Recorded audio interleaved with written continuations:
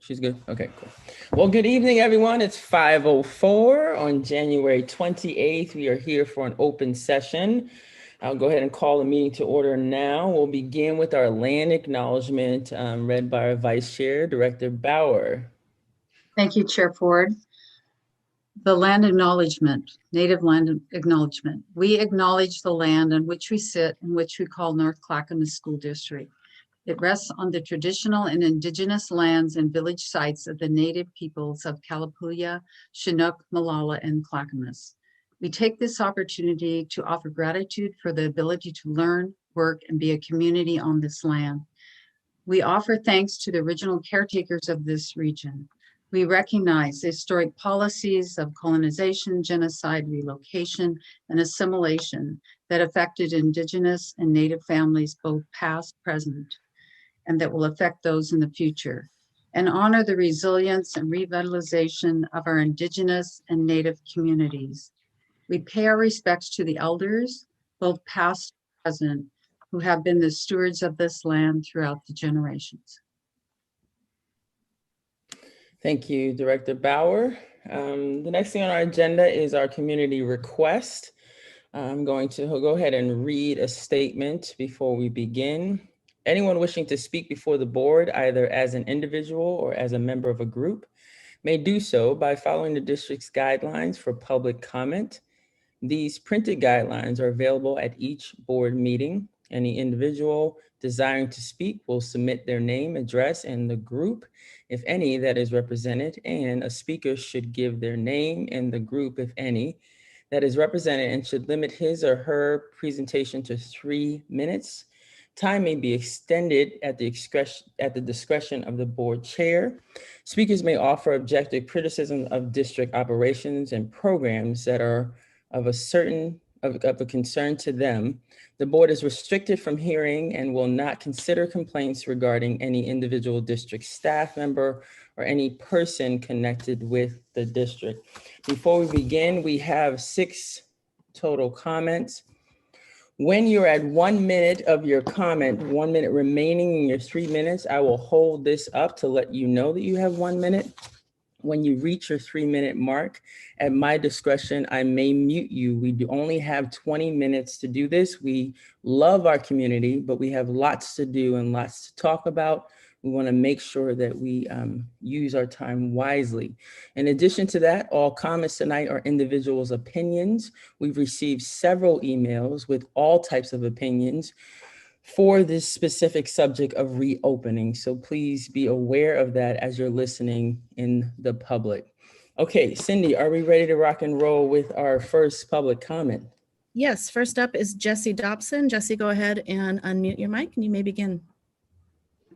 I would first like to address the intent of this statement. Our educators of color hope is to present and represent a view that is often oppressed implicitly or explicitly. We fully acknowledge that we do not have the power or privilege to decide when students return to their classrooms. Our intention is to analyze and apply the NCESD equity lens to ensure that all members of our North Clackamas community's voice is heard, especially the voices of our communities of color. The first question found on the decision-making framework asks, which systems of oppression might exist within this situation? Perhaps critical theory can be applied to illuminate both systemic oppression and the role white supremacy has had on the decision-making process, from how decision-making data was collected to whose voices were not included in interpreting that data. The sense of urgency, a characteristic of white supremacist culture in response to the desire to return to the status quo, is a privilege shared by a vocal minority, not by other members of the North Clackamas community whose narratives have been silenced through neglect and exclusion. The understanding that white dominant culture norms serve as a gatekeeper for access will allow us to examine another question from the equity lens decision-making mechanism. Whom does the decision affect both positively and negatively? The presence of NCEA Affinity Group here tonight is to provide a platform for our communities of color. Our Black, Indigenous, and other students of color will suffer most from returning to school prematurely. The majority of our K-1 students have only ever known virtual school. Disrupting the routines established by primary teachers will most definitely have unintended social emotional consequences. It is also worth noting that these students will lose consistency in seeing their loving teachers every day, and instructional time will be severely cut. There is also particular concern for the health of our students' families who are returning to multi-generational households and the influence historic barriers play in the prevention of our families of color's access to healthcare options. Lastly, I would like to address the question, are those being affected by the decision included in the process? One could question the methodology used to obtain the data to make this decision. The follow-up to the original survey sent home lacked adequate translation options, not to mention the assumption that every community member had access to email and/or reliable internet connection.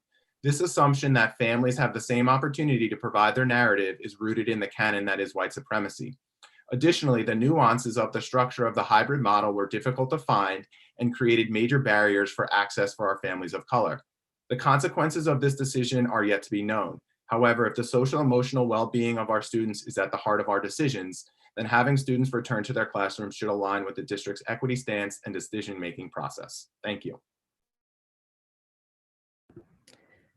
Next up, we have Julie Scarfall. Julie, go ahead and unmute your mic. Thank you, Jesse. Sorry, I was told I was going fourth, so thank you. Thank you very much for all your work and for working on the reopening plan. As much as I can, I understand that this is a very hard and complicated process. My comments are feedback, not criticism. I understand you guys have put hours and hours into this, and it's a heavy decision, and I don't envy it. However, as I see it, it is a very incomplete plan right now because it only allows for K-3 students to return to the classroom. Our 4th through 12th graders also need the option of going back in person to their classes. I'm actually confused as to why you're holding back 4th through 12th graders from getting the instruction and support that they need from school. When it comes to reopening, North Clackamas has said that it will be guided by equity and also valuing a high quality education and the academic progress of each child. Equity, CDL is not equitable for most. It's predicated on all families having internet, speaking English, and having a stable home environment. This is not the case for many families. You know this, and I know this because I do crisis care for families, and I see how much they're hurting right now, and I see how their kids are not being educated right now because of the stress that they're under just personally. CDL leaves many kids in abusive homes, many kids hungry. It creates huge learning gaps for many historically underserved students. It will cause many to drop out of school.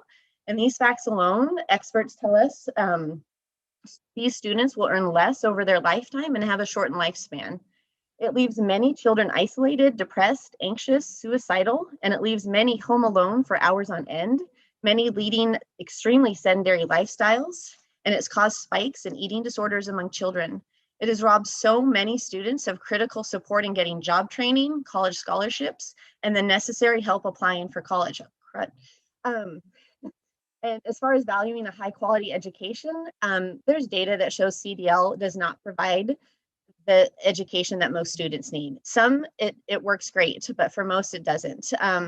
And we know this by the number of kids who are failing classes and or not attending classes. It was very evident when my son got his report card in 4th grade, and it was generic because North Clackamas said they could not adequately assess his academic progress for the fall term because of CDL. He was very upset and disappointed because he had worked miserably under CDL for the entire term. I know that North Clackamas has looked at the data, and I know you're responsible for creating a reopening plan. I would just encourage you to create a reopening plan that's equitable for all students. 4th through 12th grade needs the option to be going back to school in person if that's what they need. I'm not saying fling the doors open and cut off CDL for all people, but give all of your students an option to have an education that is equitable for them and their families. Thank you. Thank you, Julie. I don't see our next person on the list, so I'll go to the one after. Teresa Jaramillo. Teresa or Teresa? Hi, my name is Teresa. Go ahead, Teresa. You may begin. Mi nombre es Teresa Jaramillo. Hablo español porque no quiero que mi mensaje sea malinterpretado para la comunidad latina. Soy madre y maestra en nuestro distrito escolar. Mis alumnos me conocen como maestra Jaramillo, pero hoy compartiré mis preocupaciones con ustedes como madre. Como madre, North Clackamas me pidió a través de una encuesta con muy poca información para decidir en qué modelo quería que estuviera mi hijo de segundo grado si las escuelas volvieran a abrir. Tomé una decisión que debo admitir que no estaba informada, pero tomé la decisión que pensé que causaría menos interrupciones en la educación de mi hijo. El otro día mi hijo estaba tan feliz y emocionado porque finalmente hizo un amigo. Esa fue una de las razones por la que elegí mantenerlo en el modelo CDL, pensando que estaría con su maestro y compañeros actuales, pero eso no será el caso. El caso es de ir a una transición de modelo híbrido. La transición a un modelo híbrido hará que todos los estudiantes se mezclen con maestros que tal vez conozcan y con otros estudiantes con los que no hayan establecido relaciones. La transición al modelo híbrido interrumpe el progreso de mi hijo con su maestro y compañeros de clase, donde ya tienen un entorno de aprendizaje seguro y acogedor. También interrumpen los entornos de aprendizaje de todos los estudiantes en todo el distrito.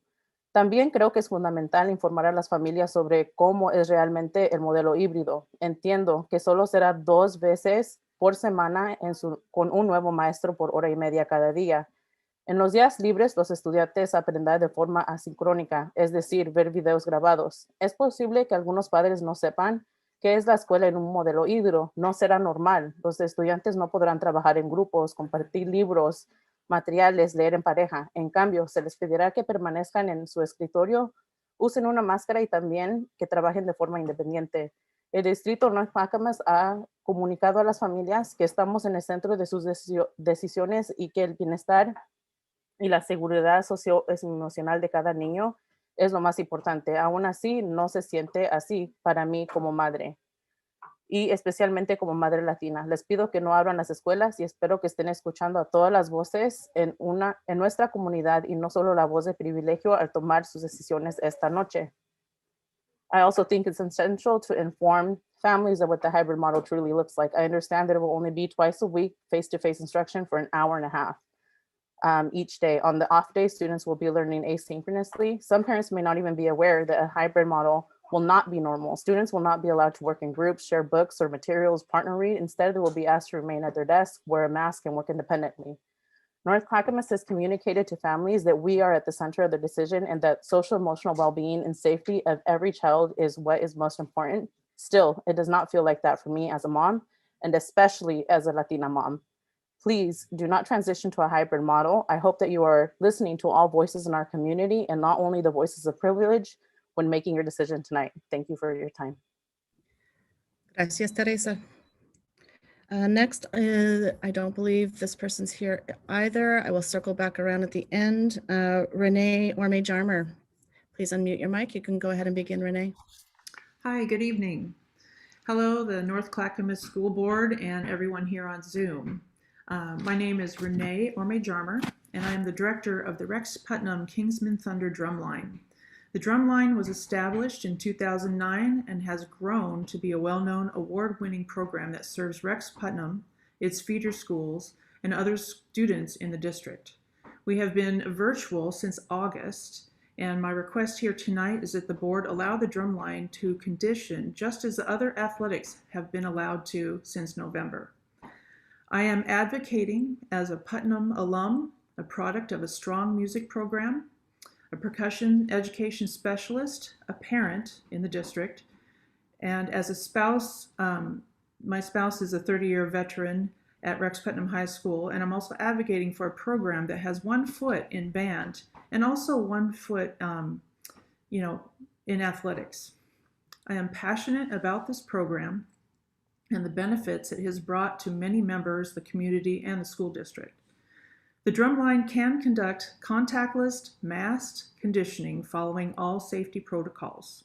Much of our competition has already started to do this. Glencoe High School, Century High School, St. Helens, Ridgeview, and many others are preparing to follow suit. However, we have not been allowed the same treatment that dance and cheer and other OSAA sports. Drumline categorization has been a problem from day one. We've been placed in a club status along with other indoor sit-down clubs such as Model UN, Environmental Club, Speech Debate, and others that do not have an athletic component at all. We are not independent and are considered a district activity, one that attracts students to this district on a regular basis. Drumline may not be currently designated OSAA sport, but it has its own governing competition guidelines. We can socially distance and condition outside doing drill blocks just as dance team and cheer can. My staff and myself have worked hard to provide a virtual curriculum. However, at this point, the members is getting very screen weary, and seeing that others are allowed to condition is a point of equity here, how we're being treated versus other sports.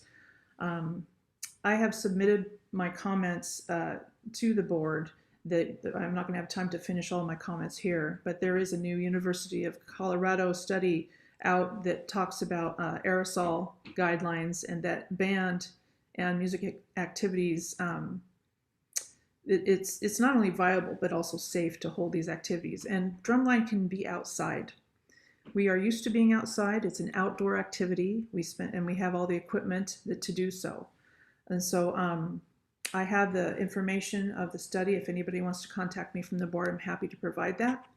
I'm going to jump down to the end of my presentation here because I won't be able to go on and on, but there are many agencies, not just the OSAA, but the ODE and the OHS and the Oregon Music Association's Teachers Association that all have this information now.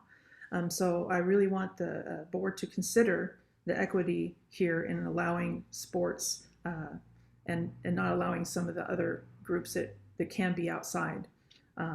We're the only competitive drumline in this district and surrounding districts. Renee, you're a minute over your time. Oh, I'm sorry. Yeah.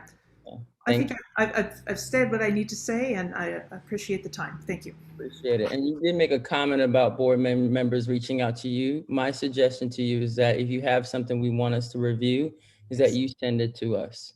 Thank you. I will do that. Mm-hmm. Thank you, Renee. I do not see the other two people on the list, but I'll just do a call out just in case I missed them. We're looking for Shannon Adams and John Simonson. Okay, Chair, I do not believe they're here. Hand it back over to you. Thank you, everyone who has taken their time out to give us comments, whether it's verbally today or through email. We do read every single word. Your input and your comments are important to us. We appreciate when people take the time out to do just that. So thank you all for what you have submitted so far. Next thing on our agenda is the reopening of schools, athletic, and facilities. I'm going to turn it over to Superintendent Utterback. Hey, how are you today? Good evening, everyone. Give me a second to share my screen.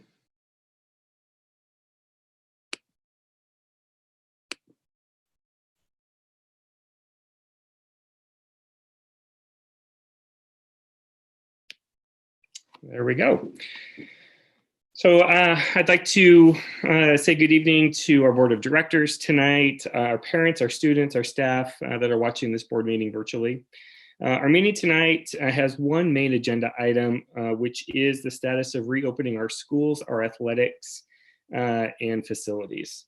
I have members of our leadership team here tonight joining me that can also assist in answering questions. We are about a year into what is likely going to be a 2-year pandemic.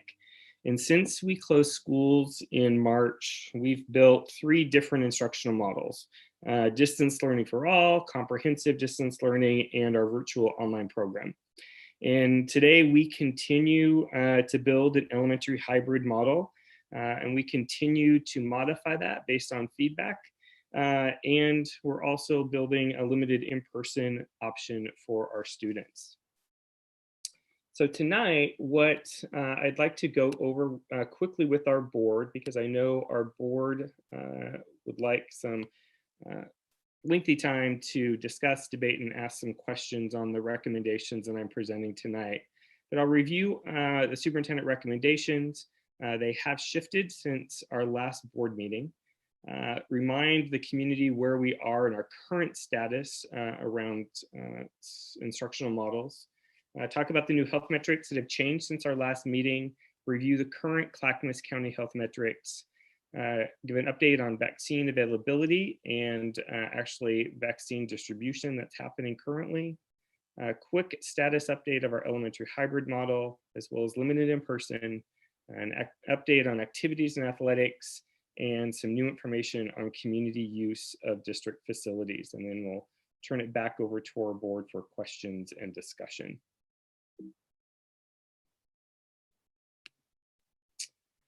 So as a reminder, these have been since the beginning of the pandemic and continue to be through our current planning, the district's guiding thoughts. I think I've reviewed them probably now at a good 10 to 15 board meetings, and just providing them an opportunity here to enter into our meeting space tonight. We also continue to be guided by our Ready School Safe Learners guidance, which you'll recall has over 160 required safety and health protocols that districts must have operational prior to bringing students back onto our campuses.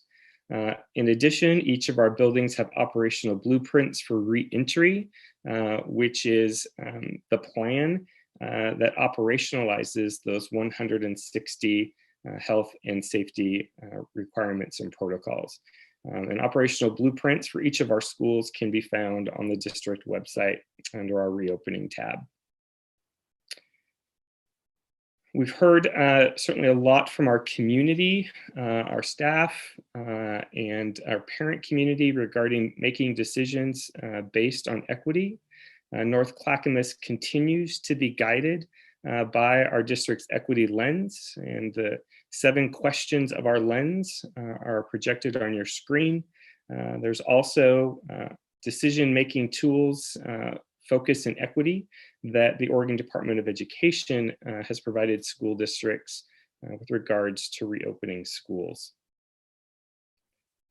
So tonight, I'm coming forward with 5 recommendations for the board. They could be taken separately tonight should you choose to take action, or in one group. Those recommendations address 3 areas: the reopening of our schools, the expansion of high school athletics, and expanding the opportunity for our community to access our fields. So the first recommendation is that we would implement a grades K-1 elementary hybrid delivery model when the employees that are working with our grade K-1 elementary school students have had the opportunity for both of their COVID-19 vaccine doses, and after Clackamas County has met the health metrics for returning to in-person instruction for 2 consecutive weeks. The second recommendation builds on the first, and it is that we would expand elementary hybrid model to grades 2-3 when employees working with grades 2-3 elementary school students have had the opportunity for both COVID-19 vaccine doses, and with Clackamas County still meeting those health metrics for returning to in-person instruction, and approximately 2 weeks after implementing the elementary K-1 hybrid delivery model. All other grades would remain in comprehensive distance learning. It's important to note that we're not saying that those other grades will not move into a hybrid model. We would pause at the implementation of the grades 2-3. We would assess how it's going, provide us an opportunity to modify and make adjustments, and then bring back potentially further recommendations for our board to consider the expansion of in-person instruction at that time. The third recommendation is to allow the district to begin the implementation of limited in-person instruction at all grades across the district, as long as the state health metrics for returning to in-person instruction continue to be met. Our fourth recommendation deals with athletics. which is to allow district high schools to participate in Oregon School Activities Association, OSAA, approved and designated high school activities following all the safety and health protocols for athletes, coaches, and spectators that's being outlined by the Oregon Health Authority and the OSAA.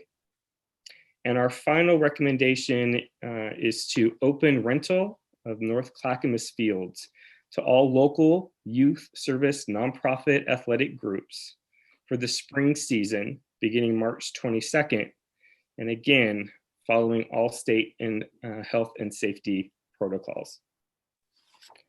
So where we currently stand as a district, to remind our folks watching tonight, is back in October, our board took the following action, which was to continue in comprehensive distance learning for kindergartners through 12th grade through second quarter, which ends on February 9th. And you authorized the superintendent to pilot small group instruction on site according to the state guidelines and safety protocols. I want to remind the community that shortly after the board took this action, if you recall, in November and December, infection rates skyrocketed in Oregon, and we paused that pilot. You allowed for our high school students to participate in practices and conditioning after school, and you directed us to revisit these timelines should the required COVID-19 Oregon health metrics for in-person instruction be modified. And we do know that they have been modified. So the changes to the state health metrics happened actually over winter break and then again on January 19th. I believe on December 23rd, the governor sent a letter to the director of the OHA, the Oregon Health Authority, and the director of the Oregon Department of Education. And in that, she prioritized elementary education and returning elementary students, particularly younger grades, to in-person instruction. In that communication on January 1st, she changed the health metrics for returning to in-person instruction from mandatory to advisory. And she directed those two directors of the state agencies to adjust or to review the health metrics that were in place at that time, and they have done that. So we now have new state health metrics for reopening. And previously, the upper threshold for transitioning to on-site or hybrid instruction at the elementary level, that's the orange column that you see there in the top row, was 200 cases per 100,000 residents. And that has now gone up to 350 cases per 100,000 residents. This is based on the Harvard Global Health Institute research, which shows that over 350 cases per 100,000 people in the population is where the spread of COVID-19 is a destabilizing factor in schools. Below 350 cases per 100,000 in the population, schools have demonstrated an ability to maintain stable environments if they are following health and safety protocols, including physical distancing, hand washing and sanitizing, and wearing masks. So where does Clackamas County currently stand? Clackamas County has met the advisory metric to begin the transition of elementary students to in-person instruction for the 4 previous weeks, going back to January 23rd. I share that, and at the same time that the metrics, that we have been meeting the metrics in Clackamas County, and they have been declining over the past 4 weeks, there is also concern from local researchers and epidemiologists of a potential infection surge beginning in mid-February due to pandemic fatigue, or individuals are not following the health and safety protocols to the level that they need to. And with the potential of increased spread in infections due to various variants of this virus that appear to be more contagious. At the same time that the metrics were changed and adjusted, we've had a lot of news and developments around vaccine availability. And so what we know is during the week of January 11th, our governor came out and announced vaccinations for K-12 employees to start being administered beginning the week of January 25th. And that happened. I believe the first North Clackamas employees started getting vaccinated yesterday. The governor hoped to have most of the K-12 employees vaccinated within 2 weeks. It appears that that will likely take longer, probably multiple weeks, to get all K-12 employees to receive their vaccination. North Clackamas is prioritizing employees based upon their job role, and we're really focusing on reinstating in-person instruction and providing vaccine access to those employees who are most likely to have direct, prolonged contact with our students in enclosed spaces. And what I can share with the community is that we have approximately 900 district employees that are needed to safely initiate the K-3 in-person hybrid instructional model. And these employees will need to be given the opportunity to be vaccinated prior to fully implementing the K-3 elementary hybrid model under the recommendations I previously reviewed.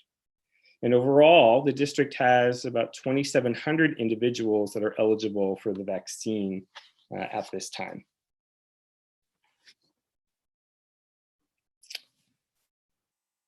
So the elementary hybrid model, to remind folks where we are continuing with that planning. And one of the reasons why we have put out an initial plan of what that hybrid model will look like when we asked our parents for feedback back in late November and early December. There's a 4-page handout that was sent to all families in multiple languages, and that document sits on our COVID website today. We continue to work with our Teachers Association and also feedback that we are receiving daily from parents on revising and adjusting that model. And once we believe that we have that model in a place that likely will not change, we will share that with our community. Again, that would start K-1 and then roll up to grades 2, 3. And again, we would then assess how well the model is working before potentially expanding it to additional grades. Again, just remind those that are watching, we did a survey, as I referenced, in November and December. We're generally extremely pleased with the response that we received. We received feedback from about 85% of our elementary families. And I will say that was due to a huge lift on the part of our elementary staff to ensure that we heard from as many families as we could. That was both through multiple reminders to complete the survey, which was available in multiple languages, as well as follow-up phone calls to families that we hadn't yet heard from. And what we know from examining the data results is that response results among demographic groups was generally within 10%, 10 percentage points of the averages that you see on the screen there, and that response rates among demographic groups was similar. We continue to have conversations with our staff, both interviews and surveys, to determine their availability and address their concerns and questions regarding moving to a hybrid model. And our principals at the elementary level have started meeting with school level teams to continue to revise and develop their health, safety, and instructional practices that are specific to their school and their facility.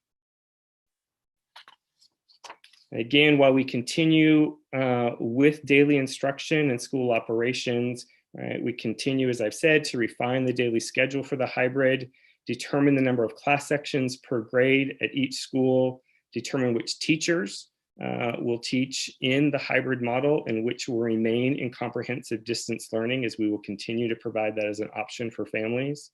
We continue to work on health and safety protocols and getting prepared to roll out training to our staff on what will be different, having students in our buildings. Bus routes and meal service continues to work on their plans as well.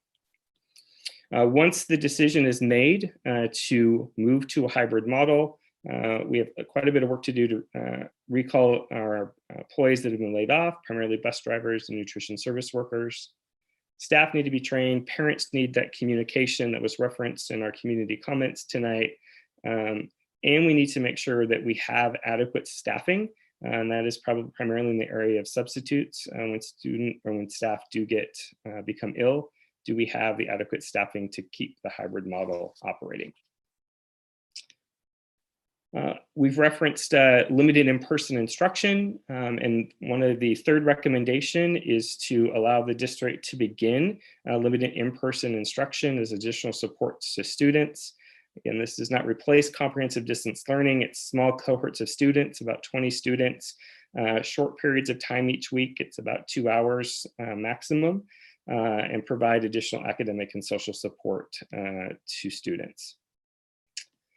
High school athletics and activities, not much has changed in this arena since our last board meeting 2 weeks ago.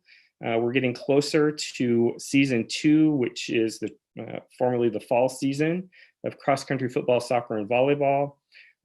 Those practices are scheduled to begin on February 8th, depending on the sport, and through February 22nd, and then the season would run through April 11th. What we know today is cross-country and soccer are allowed to compete within Clackamas County, which still remains in an extreme risk level. All indoor activities are prohibited when a county is in the extreme risk category, and full contact sports remain prohibited across the state. There is speculation that there'll be some additional guidance coming out tomorrow from OHA and the governor's office regarding high school athletics. And so we're awaiting that information. And then finally, community use of district facilities. What the recommendation includes tonight is that district fields will be available to local youth serving nonprofit athletic groups starting on March 22nd. District programs, including high school athletics, will retain priority use for district grounds, and because they may need to expand their footprint to some of our K-8 fields to address distancing and cohorting guidelines. This may limit some access to district fields. In-season facility use priority will remain the same as defined in district policy KGAR. Fall sports will not be able to claim priority scheduling for the spring season, even if they miss their season due to the impacts of COVID-19. But all groups will be required to fully comply with current guidance from the Oregon Health Authority and the governor.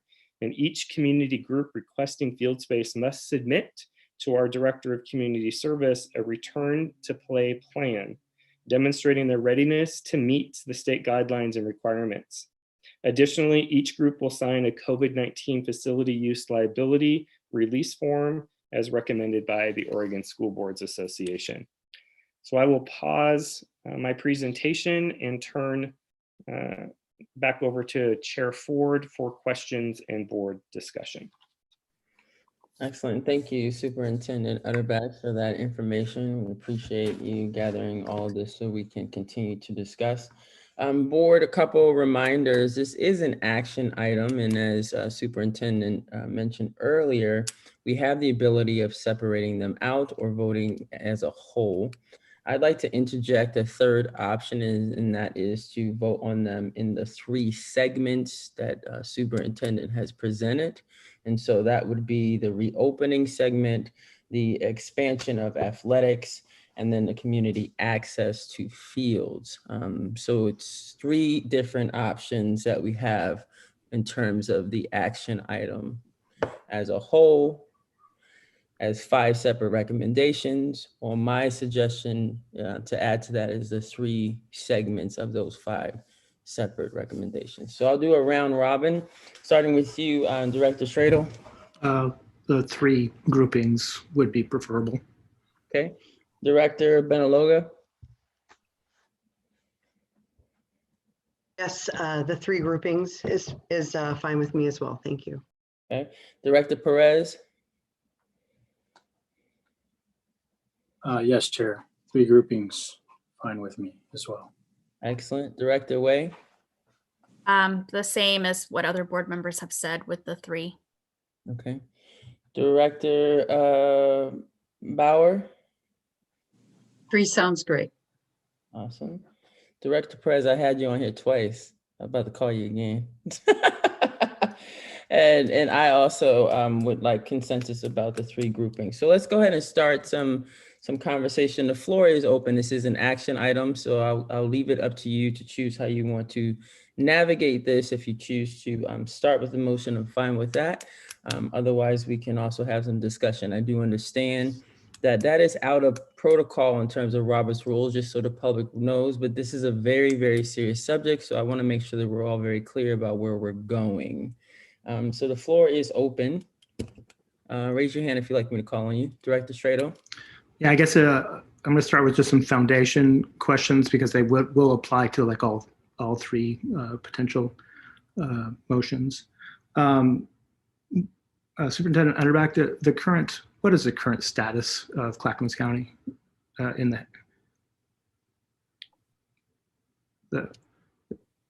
is it extreme risk is the current status of Clackamas County? Yes, there are 2. So there are 2 sets of, I guess, metrics or statuses for a county. One is around athletics and restaurants and athletic venues. There's that status, and in that status, Clackamas County is an extreme risk. In regards to school reopening, we are now in the orange column, which allows for the transition to in-person instruction. Okay. But I will point out that Clackamas County is in a definition of extreme risk. You had a slide deck that showed governor's goals, and one of the bullet points said moves the health metrics for returning to in-person instruction from mandatory to advisory. So the question would be, does that mean that the health metrics that are in those columns are advisory or required? I believe the governor's intent in making the metrics advisory is, in doing so, she's shifted the decision making from the state to the board level in the state of Oregon. Okay, and I do apologize for doing some of these questions. I'm sure other board members would have them as well. You referenced a university that did a study that basically said 350 is, but it referenced when it was 350, it would be bad. 350 or greater is bad.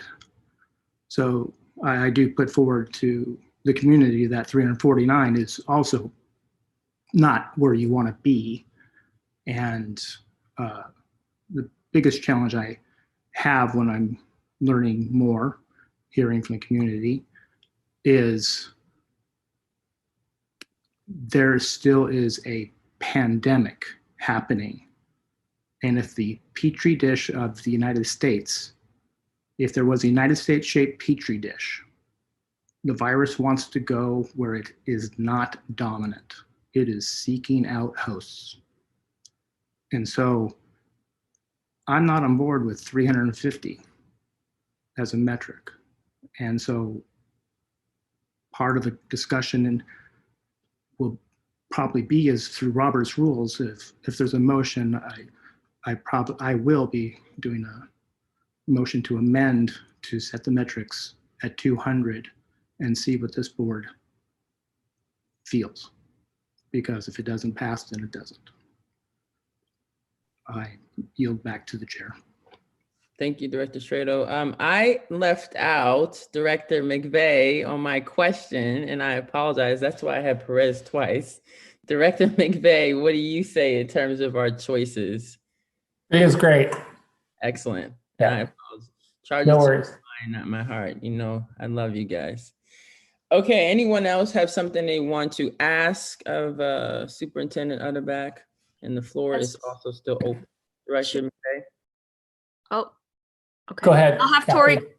Okay, sorry. I'll do Director McVeigh. Sorry, Director Way, you can go right after him. So mine was on the same line as Stephen's, Matt, was the 350 from Harvard. That was the worst number.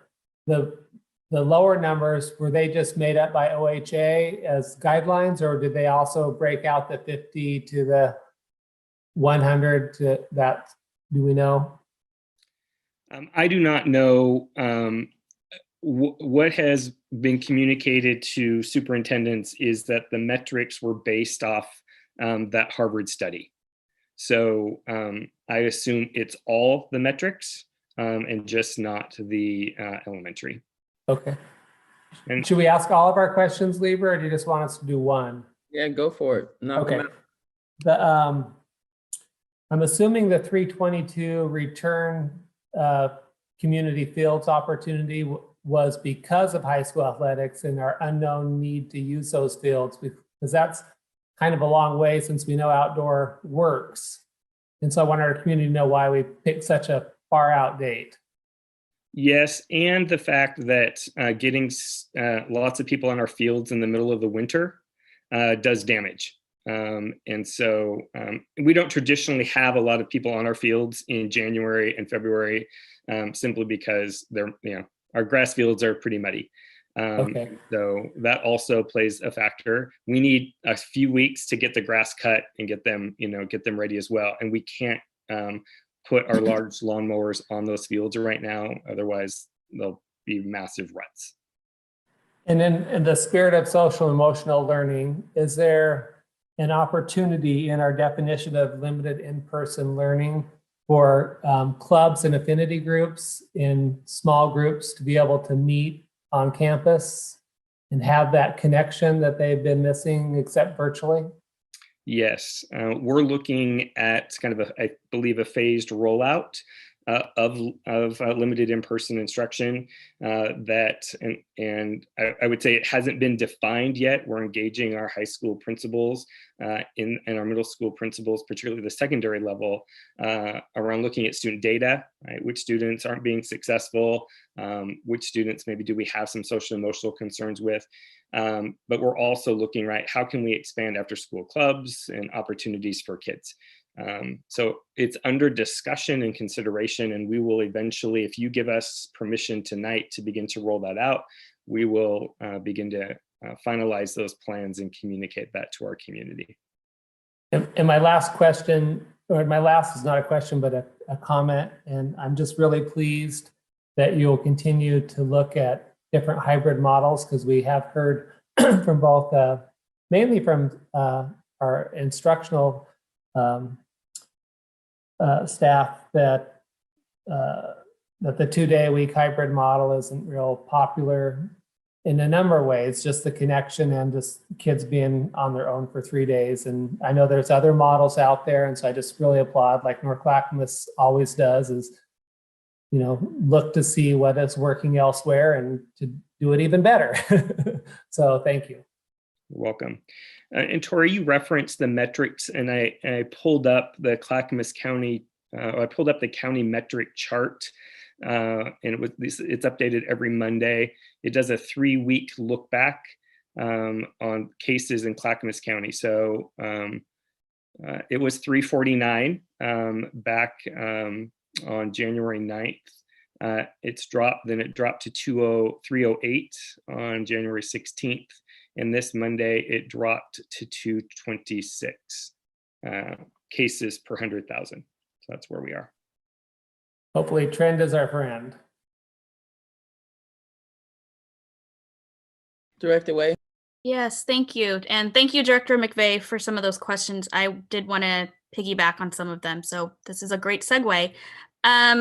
One of my first questions is around sort of that parent survey piece and just the ongoing parent engagement. I really appreciate some of the parents tonight for showing up and, really, I think directly sharing their story and experiences to the board, because sometimes we only just see things on a very high level and don't get down to, how policies and the things that we're saying are really translating down to the family level, right, and the community level and into people's homes. So my question is around that 15% of elementary that did not connect via the parent survey. If you can tell us a little bit more about what that 15% looks like that, did not engage for whatever reason. And then you had referenced, Superintendent, that, it sounded like we seem to be doing quite well in reaching demographic groups. There was, I saw that sort of 10% differential. But I also know that there's a lot of caveats in terms of how we're defining as what are the demographic groups, right? Can you tell us a little bit more specifically about the groups that we need to be reaching out in their own language? I'm specifically thinking about a lot of the Pacific Islander community, newcomers, refugee students, ELL. So not just the main languages that we commonly serve through, our translation or other departments, but other groups of students and families that we may be missing. So that would be my first question. And then I have a couple just follow-up questions. Yeah, I would say overall the survey results, and again, that included a lot of follow-up phone calls when we didn't hear from families. The 15% that we didn't hear from, I would say it was that 15% matched the demographics of the school district. There were really no significant outliers as far as a specific demographic group. Since then, we then identified that 15% and sent mailed home letters now asking again for them to contact the school and to share with us their preference and their perspectives, and, to call and see if there was questions that they had. So since then, we now have sent out letters to those families as well. And as you're aware, we have community liaisons in our school district in the major languages of our school district, and we're actually looking to expand that through a student investment account and bringing a couple more folks on board in that arena. And so we lean on them and utilize them as well. They have strong relationships with those families and those communities. It can often help us increase our engagement and our response when we need feedback. Thank you. And for the folks, again, who were sending letters and follow up to, are we using any type of culturally sensitive approach or even trauma-informed approach? So not just cold calling someone, but really being, I think, intentional and aware of, there might be a lot of different barriers or challenges that families are going through right now, particularly given COVID, and maybe, many other stressors in their lives that we just may not fully acknowledge. Absolutely. Families have a lot of things, obviously a lot that they're holding together, and families have a lot of concerns and challenges right now. Initially, those calls were made from the school. And so hopefully, families would see that the school was calling because they should hopefully have a relationship with that school community. And then again, leaning on our community liaisons that have relationships with many of those families as well. There's a relationship there, and there's some comfort there with our families and those liaisons, and leveraging that relationship and that comfort level. Thank you. And then just sort of my last piece, I have other questions, but I'll yield my time for other folks. But just my last comment, it was sort of what Director McVeigh was saying earlier in terms of, the affinity groups for students, right, to really sort of connect and talk about what they're anxious about, what they're stressed about, but just have sort of that community. I think it would be wonderful to have that for our parents, quite frankly, not just through PCLA, although PCLA is wonderful, but just other affinity groups for, other ethnic groups or other parents, in their apartment complexes or neighborhoods.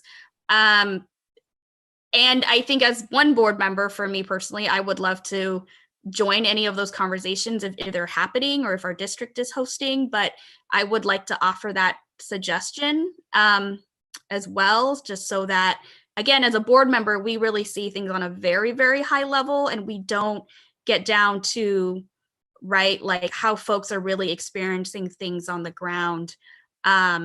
So I don't know if those are starting up in any of the schools right now that you know of.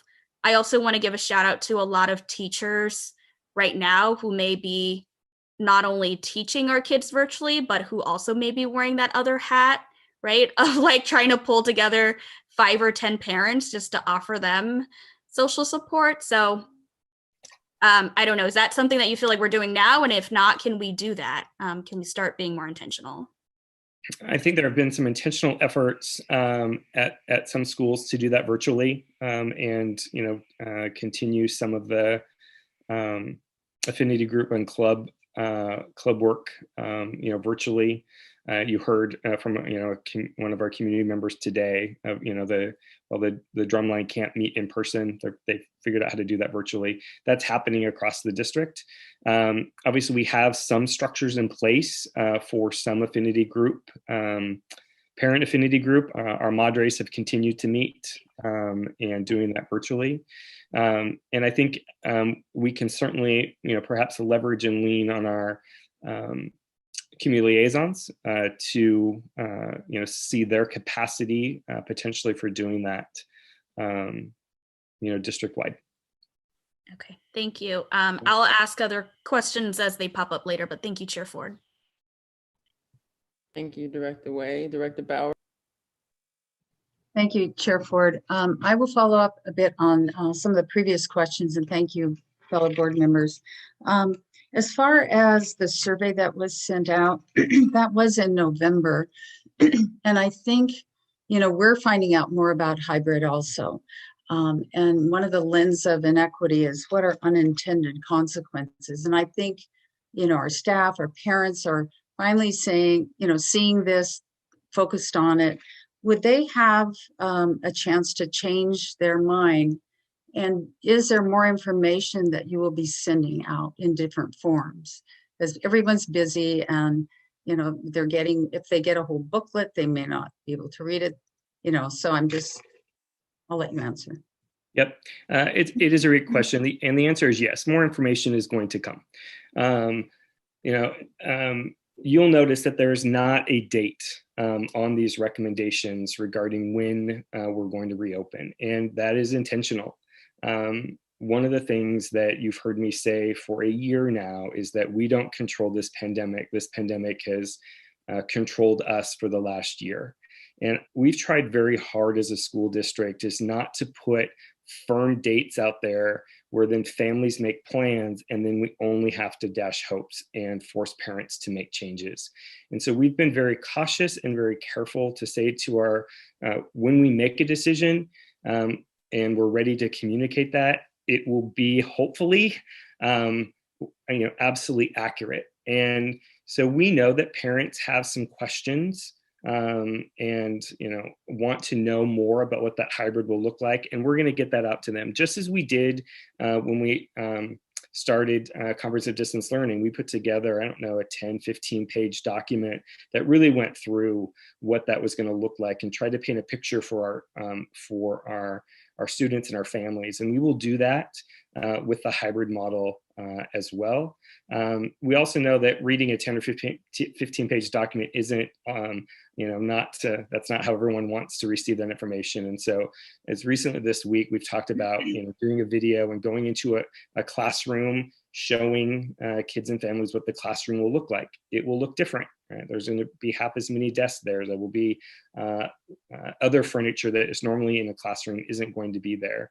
There's going to be arrows on the floor and and signage, and so it's going to look different. And so we want to show folks that. And so as those classrooms are getting set up now, we'll likely produce a video that will help paint a picture for folks on what this will look like. But getting and I want, under these recommendations that are coming forward tonight, I want to get back to this idea. There's no dates on there. People will ask me, when do we think we could start a K-1 elementary hybrid?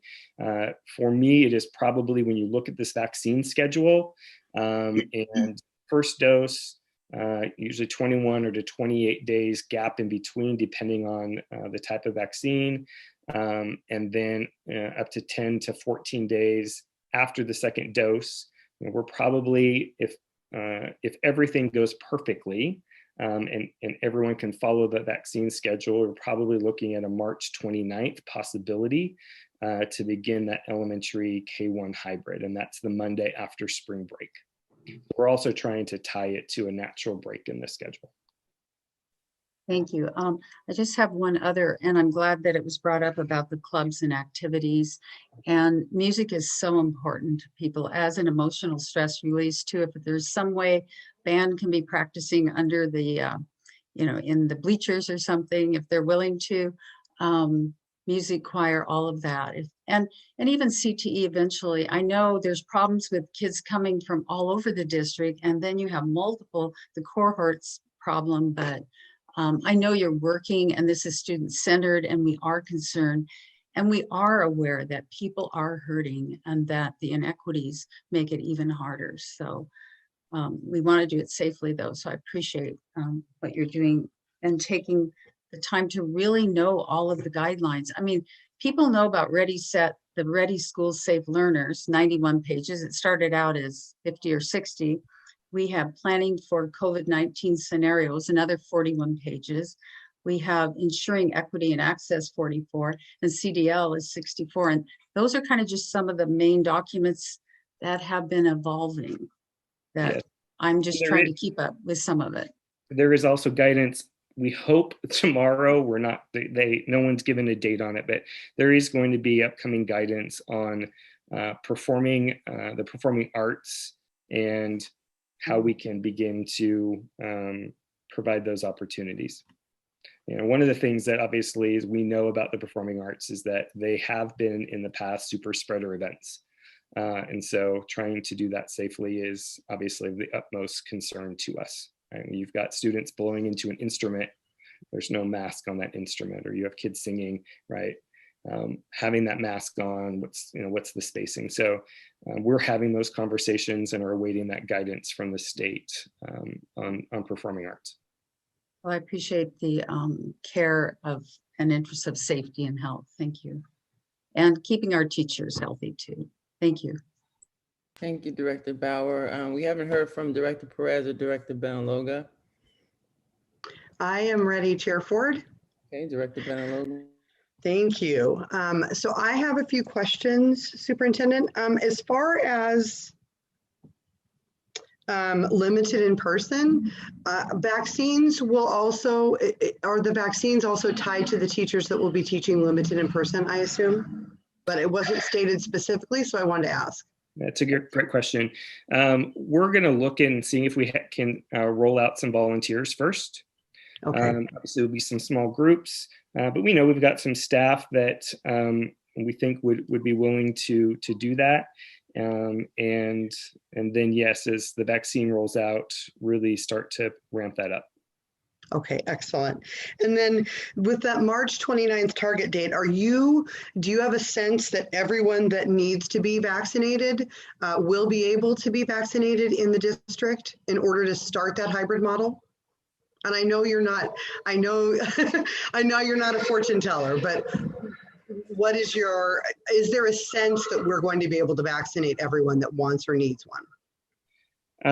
With 2 days of vaccines under our belt, it is going well. Our staff are getting appointments, and we're starting to work into later waves of our priority here in the coming weeks. So I remain hopeful today that we could have all of our K1 staff that wanted to be vaccinated will be vaccinated, and all the support staff, and that if everything is in place, the metrics are still there, then that March 29th date looks promising. But again, I will say that's, from Monday, that's 8 weeks out from, this past Monday. That's a long time in this pandemic. It's a very long time in this pandemic. Yes, thank you. I appreciate that. I know that we all do not know what's going to happen in the future.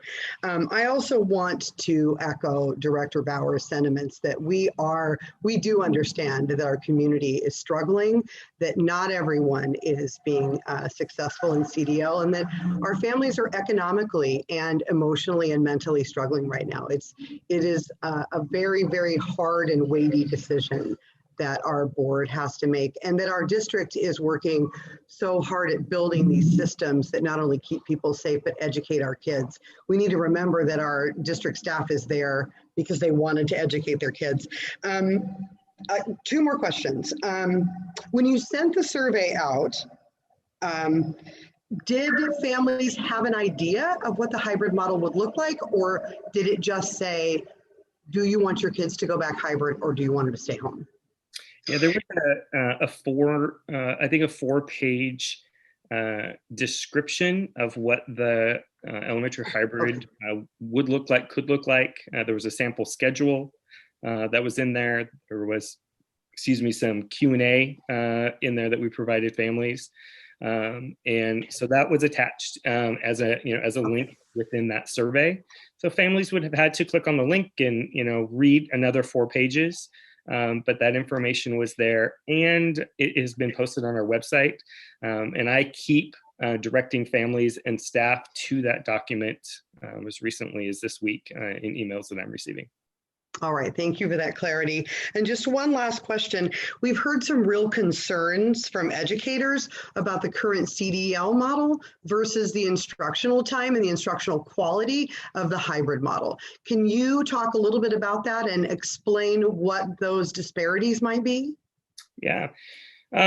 So we're looking at a model in which we would take our students at each grade level and put them into 2 cohorts, an A day and a B day cohort. And for the A day cohorts would come in on Monday and Tuesday, in the morning and stay through lunch, and then the B-Day cohorts would, on Monday and Tuesday, would be in some synchronous, asynchronous learning, and then it flips on Thursday and Friday. So Thursday and Friday, B is in person, and A is doing some synchronous and asynchronous work.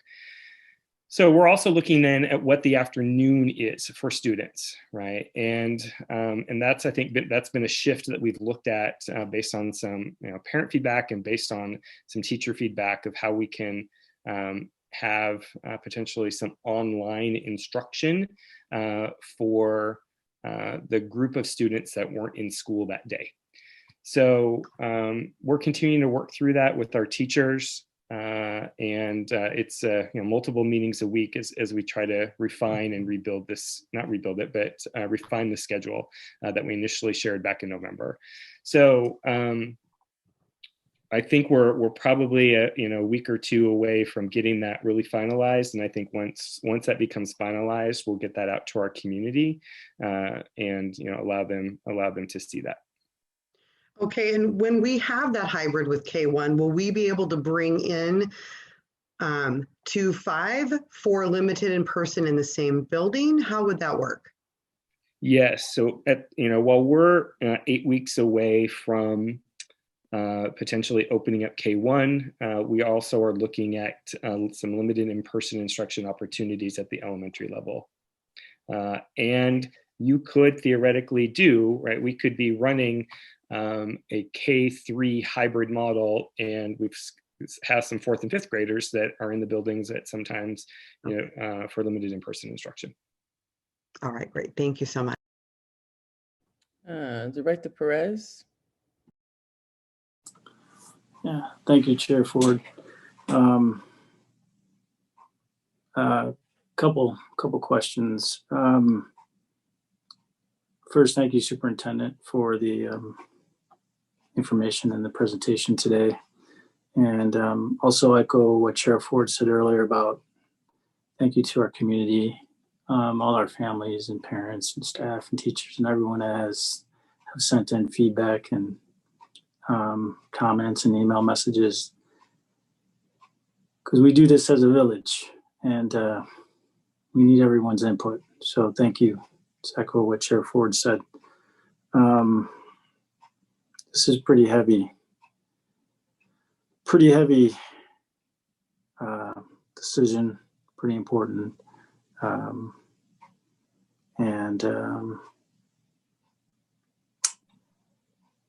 Working in the medical field, I've 30 plus years, I've seen a little bit of everything. So for me, this is to have this decision on this weight on all of our board. I keep thinking of our children, because we can't get our children back. If anything, God forbid, were to happen with COVID, we can't get a parent back. We can't get, that's where I go. We can't get our family back, grandparent back. We can always get back and recover education, but we can't recover our loved ones. So this is very hard. And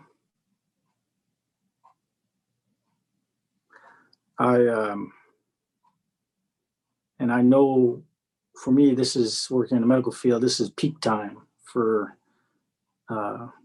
flu viruses. And I know I've heard of the variant that's now has shown up in the States.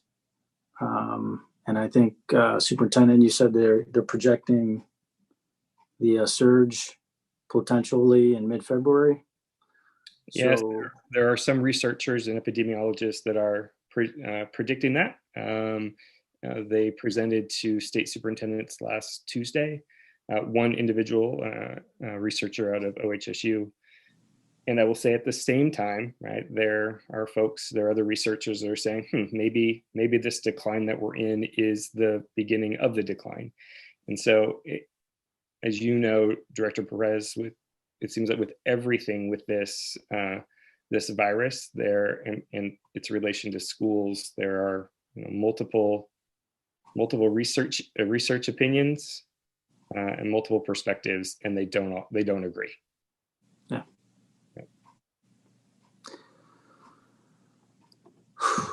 Well, so let's say come whenever that time is, numbers are down. Let's say hypothetically the variant nothing happens with that. And so come whenever, let's say hypothetically April or the 29th, whatever the date, there is no set date, but hypothetically, just to reiterate for our community and families and staff, will there be an option to stay in CDL for those that want to? Absolutely. That actually is a state requirement. Yep. Okay. And then I guess the only other question, a lot of the questions I had were asked by my fellow board members. So the only other question I had was, and I think Director Benaloga just kind of touched on that and her question on the CDL. I know my son, being a third grader, we were kind of talking to him the other day, and he said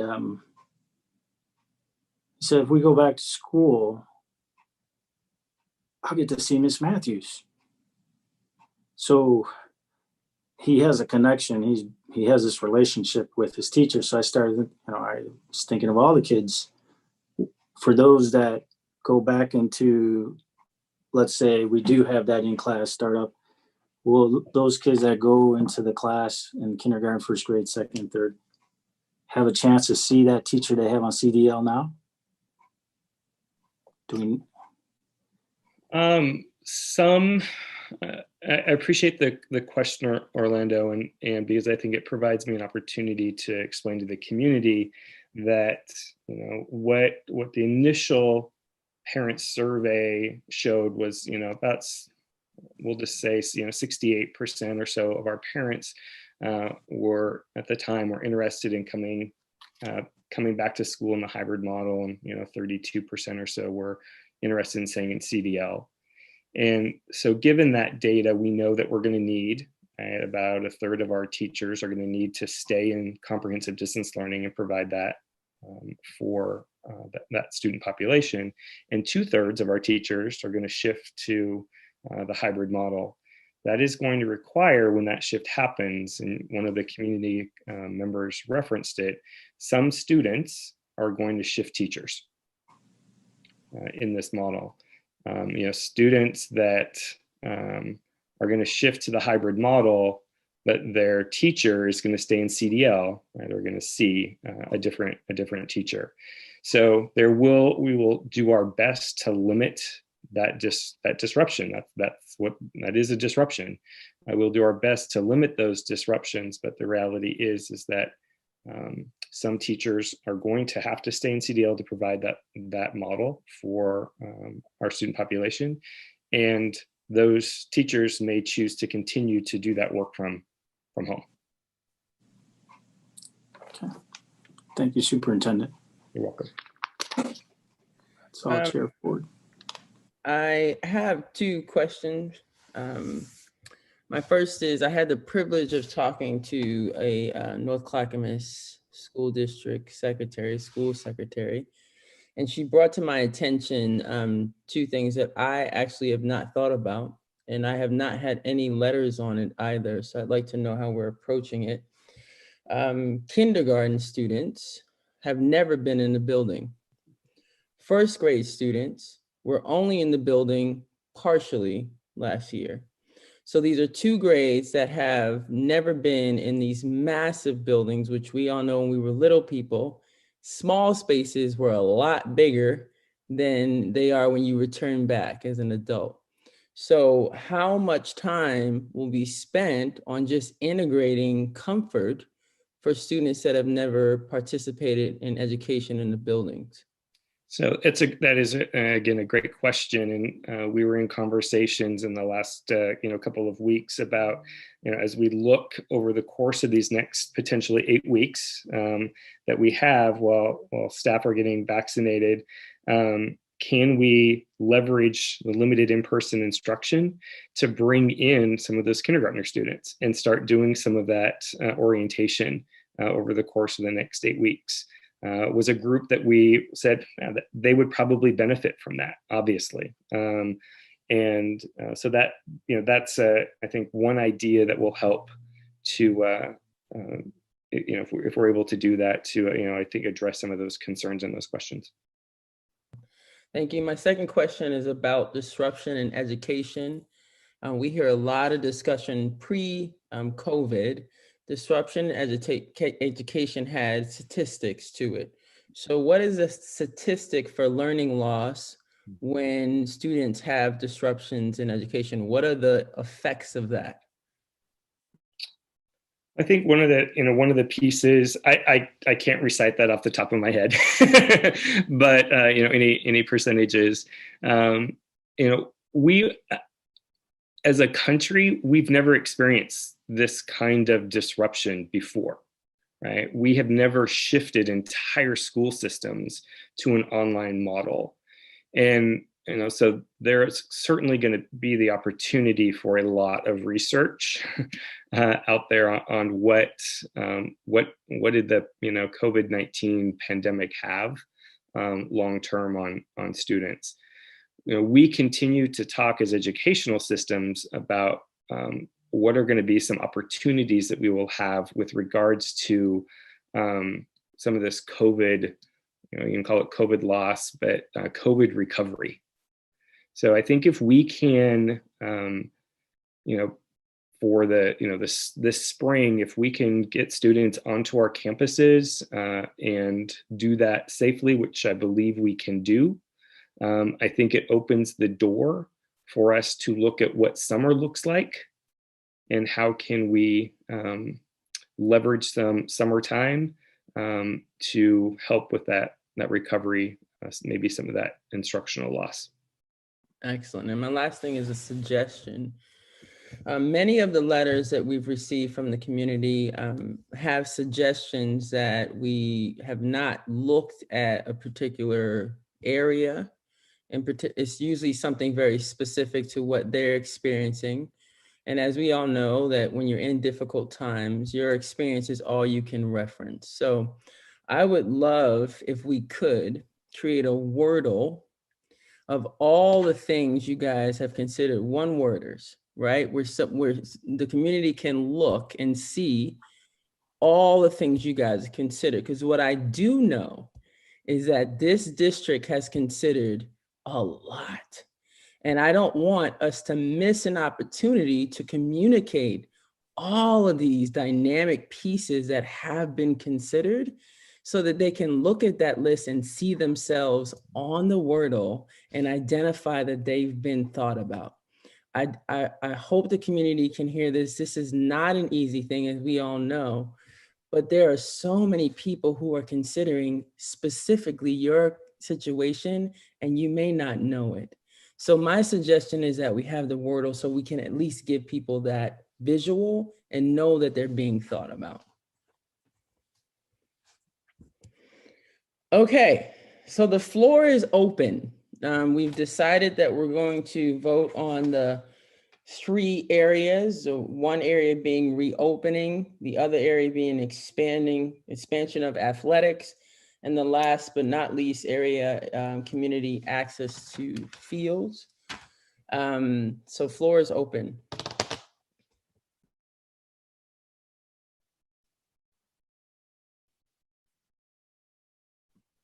All right, I just want to make sure that all directors are clear on where we're at, because silence to me, like any other teacher, means maybe I haven't been clear.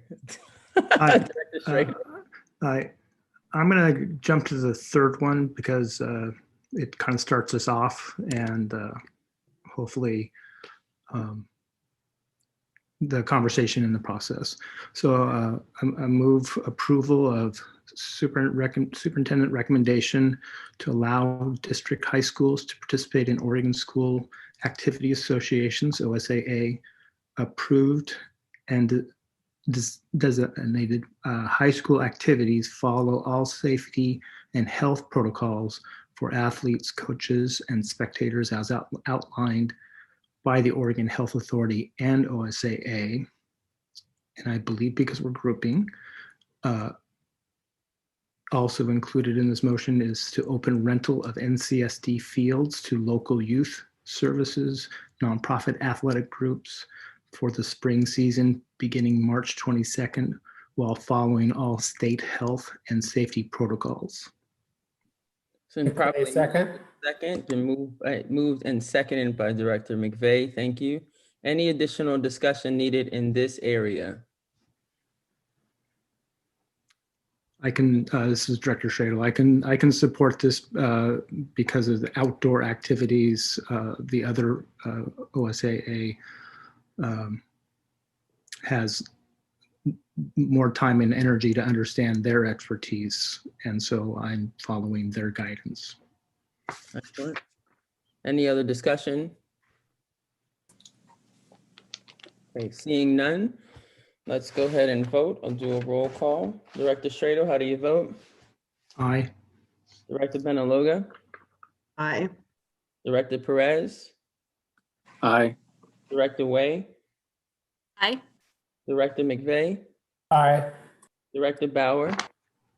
Aye. And myself is also aye. Excellent. Floor is now open again. This is Director Bauer. I am going to look at the second one then. I would like to accept the superintendent's recommendation on the limited in-person. Begin the implementation of limited in-person instruction at all grades, as long as the state health metrics for returning to in-person instruction continue to be met. So is that right? Do I have it all? Did you read the grouping? Is that the full grouping? Matt? Okay. That's the second group. Excellent. Been properly moved. Do I have a second? Second. Been seconded by Director Perez. Any discussion needed? I just would like to offer in discussion that, you know, I want us to continue to look at the science and public health and really trust in the data. And, you know, with this COVID pandemic, I keep thinking about it just takes one, right? It just takes one person to have COVID to bring it to their loved ones, carry it to their intergenerational families and households. And so I think that this is, you know, a decision that I don't take lightly at all, but I'm also trying to balance the realities of the challenges and the learnings, you know, the learning realities that our families and our students are going through, while also trying to balance public health recommendations and also be really clear that we are literally creating and recreating systems every single day. We are reimagining how new systems in our healthcare and in public health and in our education can look like and can interact. And so for me, that's what I'm dealing with for, you know, as a board member. And so, you know, we're going to be making decisions that are going to have to take into consideration all of those things. And lastly, will just say that I know that for generations, our education system, public education system here in the US has not been working for many, many communities and many, many families who have been, you know, historically left out of decision making. And so that could also be a very depressing and negative state to always be in. But I choose to look at the positive, and I choose to look at the hope that something hopeful can come out of this pandemic. And that could be, again, reimagining what these new systems of learning and thinking and being healthy together can look like. So just wanted to share that. Thank you, Director Wade, Director McVeigh, and then Director Schradel. I just wanted to thank Kathy or Director Wade for those comments. And I wanted to, in discussion, just clarify, if someone didn't feel safe or comfortable coming onto campus, even though I needed limited in-person instruction, we would find some other way to help them out. We wouldn't require them to put their family at risk if there were intergenerational health issues in the household or whatnot. That's a question I'm trying to clarify. Just really quick before you answer that, Superintendent Utterback. So I want to be clear that we're voting on number 2. Right, limited in person. Expansion of athletics. The motion on the floor is on the agenda item is covering the third paragraph. Begin the implementation of limited in-person instruction at all grades. Got it. Okay. I was confused because you guys are talking about stuff. I was like, why are we talking about this? But okay, go ahead. My bad. No worries. So Director McVeigh, to answer your question, you know, we will not, nor should we force anyone onto our campuses that don't feel safe in doing so. Thank you. Director Schradel. Superintendent Utterback, would you please just remind me and the community of all grades what the definition of small in-group means? All grades is K-12. So passing this motion, you're giving the district the authority to do limited in-person instruction at all grades in the school district. And I mean, we could probably expand that to adult transition, which is beyond 12th grade. So I'll put that in there as well. And a small group is defined in Ready School Safe Learners as 20 or fewer in a cohort, and no more than, students can be in no more than 2 cohorts. There's limits on how many adults can be in adults. There's limits to requirements on the number of cohorts that adults can be in. And then the time limit is limited. So no more than 2 hours. And again, all the safety and protocols of Ready School Safe Learners all have to be in place for limited in-person instruction, just as it would for hybrid. Thank you. Thank you. Sandra, can you reread the motion, please?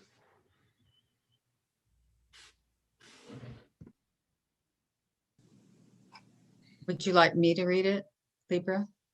Yeah, you stated it correctly. Yes. Yeah, Would you like me to reread it?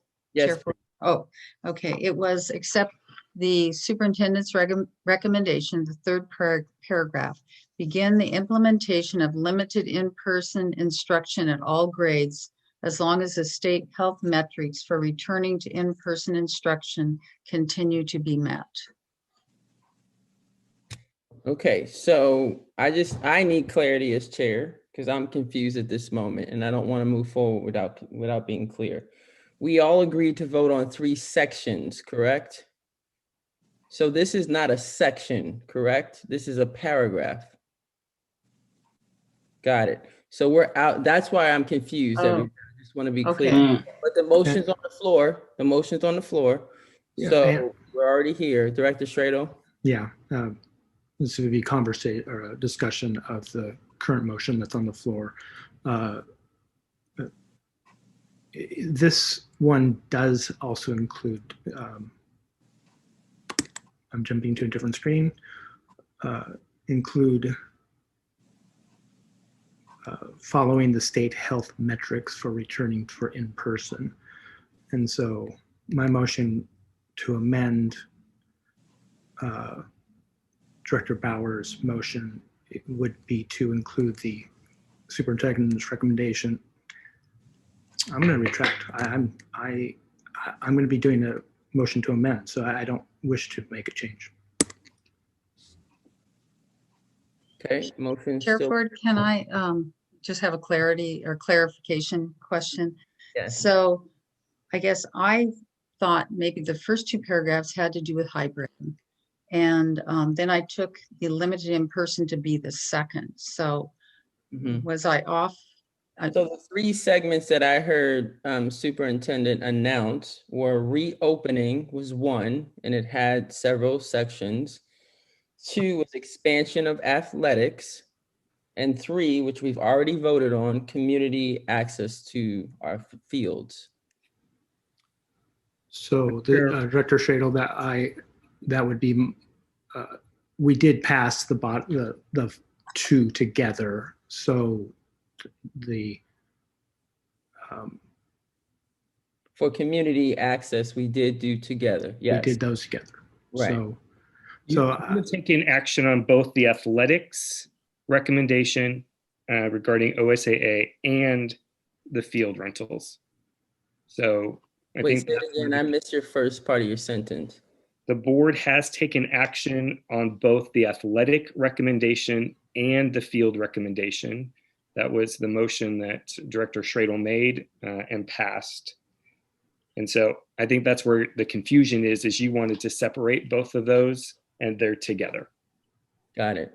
Okay, so now, what is remaining? Now you're on that LIPI. Okay. So the LIPI is now, is it a part of reopening or is it separated?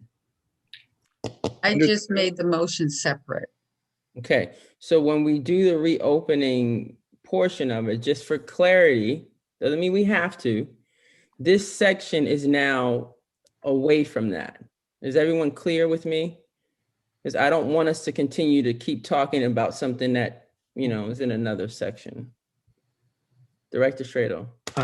So I would like to do a friendly amendment to include the first two paragraphs, which I can read into the new motion to amend.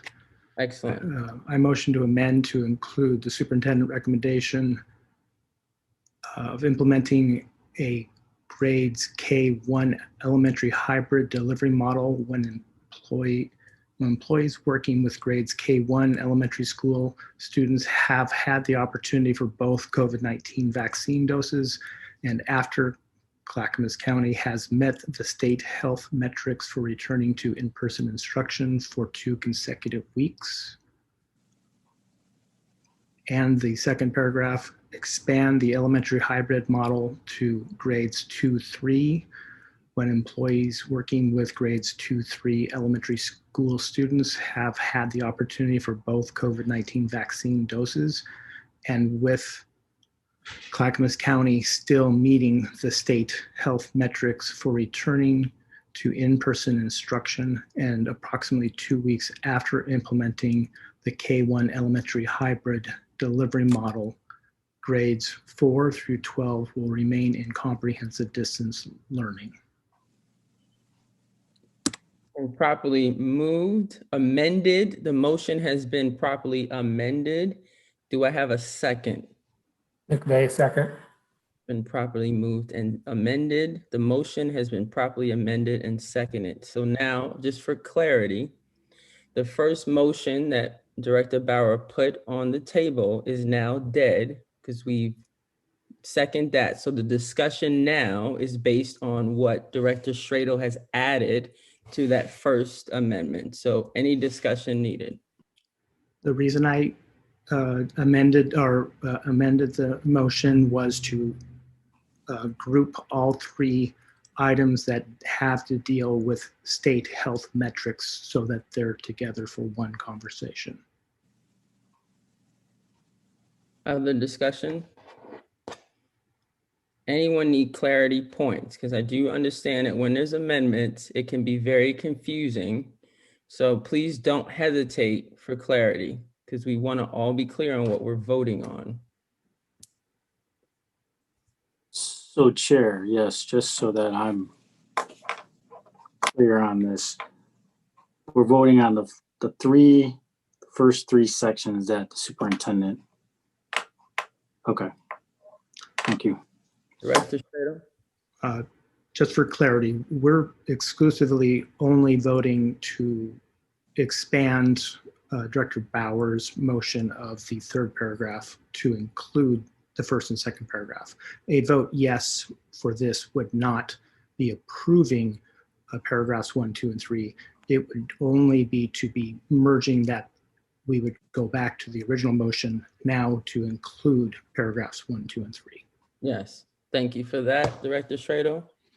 Any other clarity needed? I like to take my time with amendments because they're not normally used. And so when you rush through it, people vote on something and they're not clear on where they are. So any other clarity needed before we vote on this amendment and then move towards an approval vote towards the full motion? Are we all good? Okay. Open the floor for voting. Director Strado. Aye. On the amendment. On the amendment, aye. Director Benaloga on the amendment. Aye.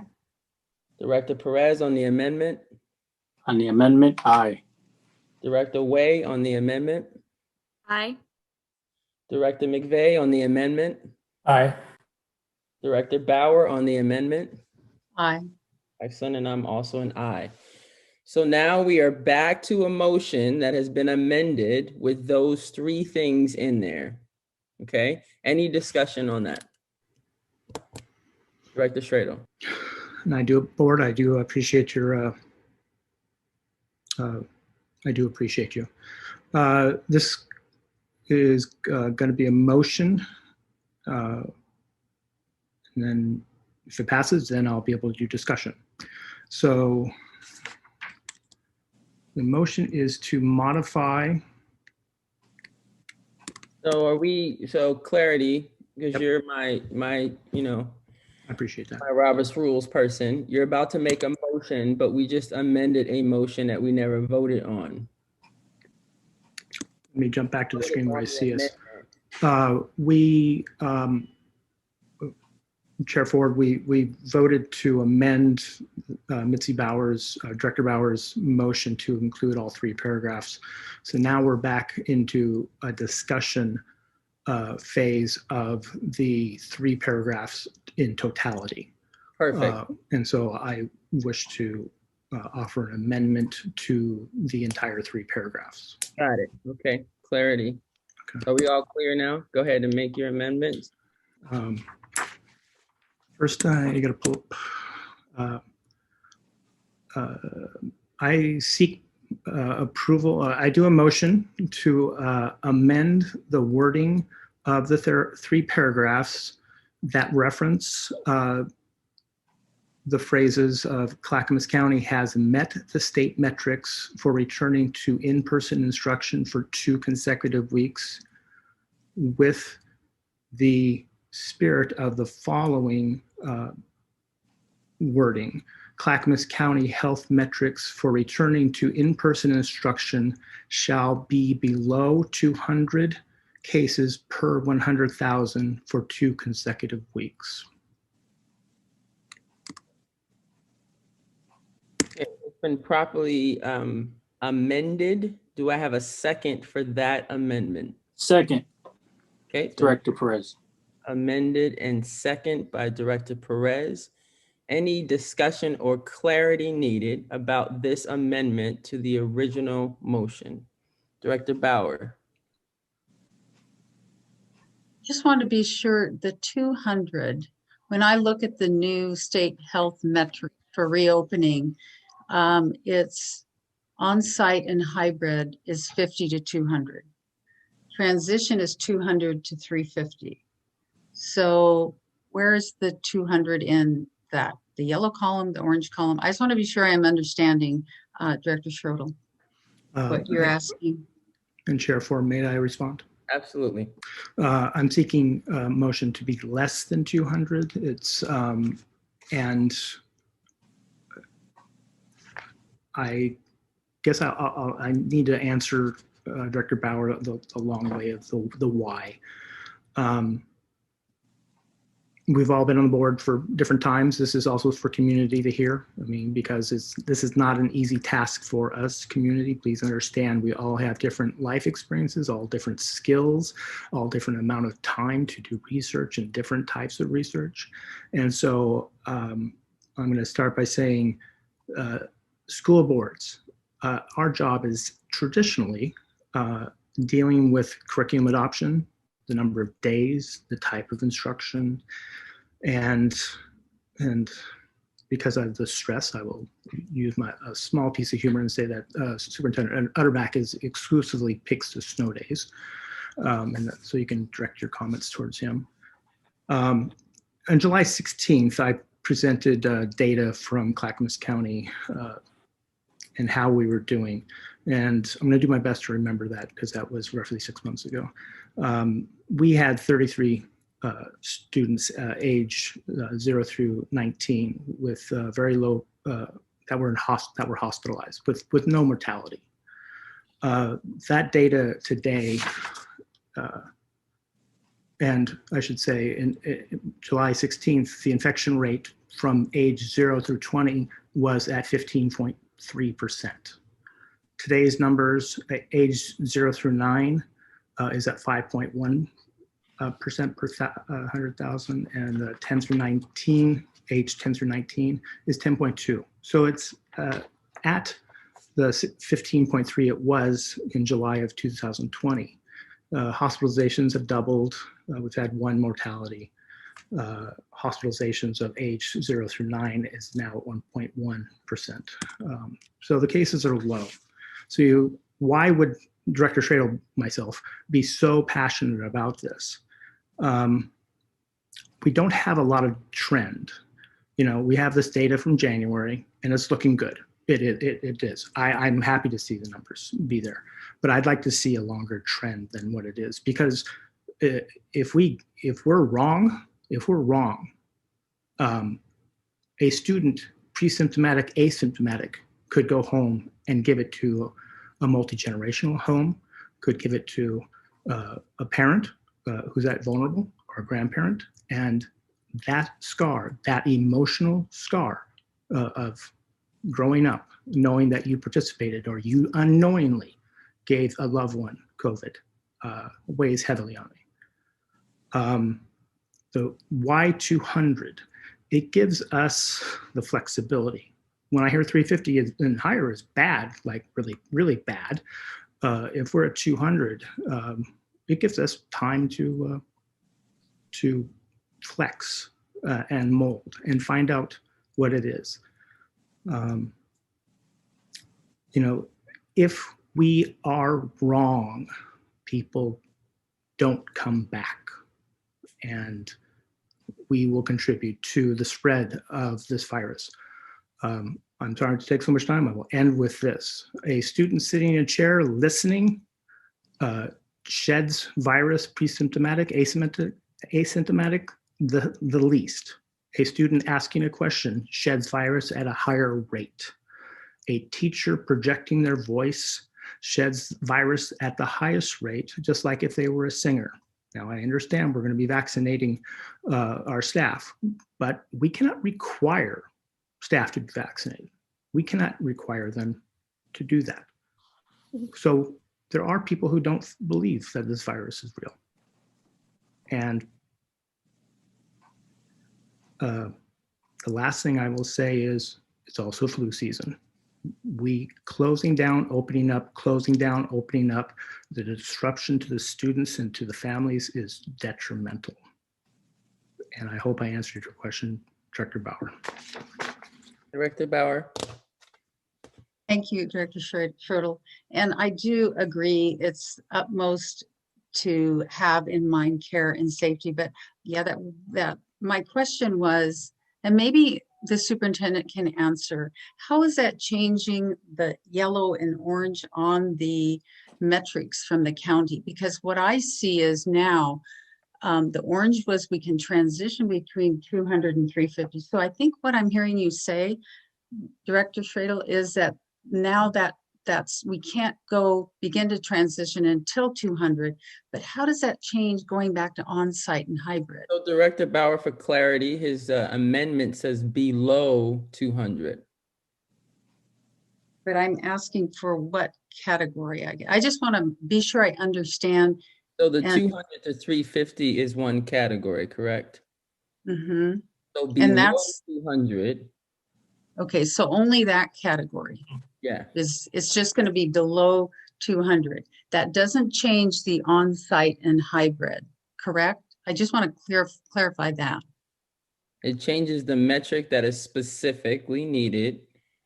That's what he's asking to amend, that metric be below 200, not the 350. Okay, so it's just one number in the orange category. The yellow doesn't change. Is that correct?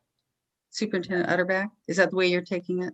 Yes, I believe the amendment would essentially eliminate the orange column for consideration in our school district, and that we would not transition to the elementary hybrid until we were below 200 for 2 consecutive weeks.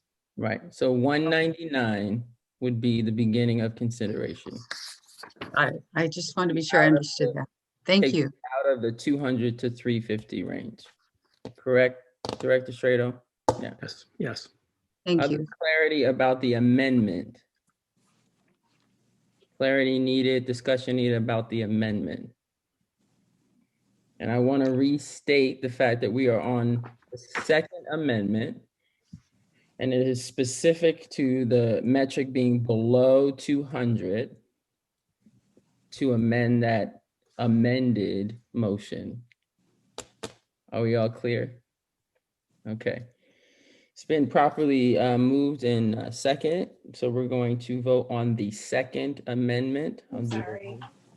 Did I miss someone? Did someone need to say something else? Okay. Roll call for that. Director Schertl, Second amendment. Aye. Director Benaloga, second amendment. Aye. Director Perez, second amendment. Aye. Director Way, second amendment. Aye. Director McVeigh, second amendment. Nay. Director Bauer, second amendment. Aye. Director Ford, myself, I say aye. So we have 6 ayes and 1 nay for the second amendment. That means the motion is carried. So now our original motion has 2 amendments to it. Are we all clear on what we are now at? The first I think amendment so. added 2 Right. paragraphs to the original motion about Lippy. So we added in the other 2 things to the first one the first time. And now we just changed in one of the categories, there's a metric. Now we just voted to change that metric to 200 to below 200. But we still have the 3 things grouped together. Are we clear? So maybe I'm not. So then we would, at below 200, we would immediately be eligible for elementary on-site. We'd be eliminating the orange, and we would just have the yellow and green health metrics for returning to in-person. Is that correct? That is correct. Sandra, have you been following everything? Is there any way we can read what will be in the record? Chair Ford, may I?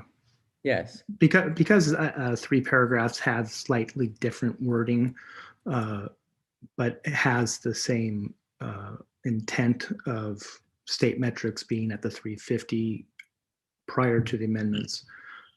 That's why I was careful using my words that the spirit of we need it to be exact. If you give me a moment, I guess I could type, copy and paste and do it really quickly. Yeah, that'd be appreciated. I think it's important that we state what we're actually talking about and what we're about to vote on. Like I said, I'll try to explain it as much as possible, but what will go on the record is the original motion by Director Bauer, which was about Lippy. The second amendment, which was voted and carried, was the addition of the 2 paragraphs to that Lippy motion.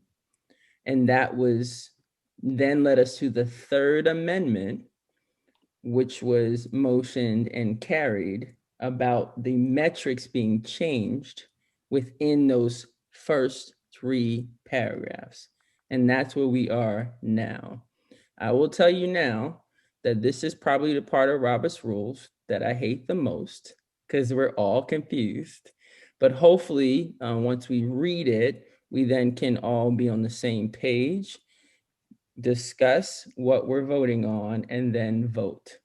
And for all of you listeners out there who are waiting for us to finish this, welcome to process.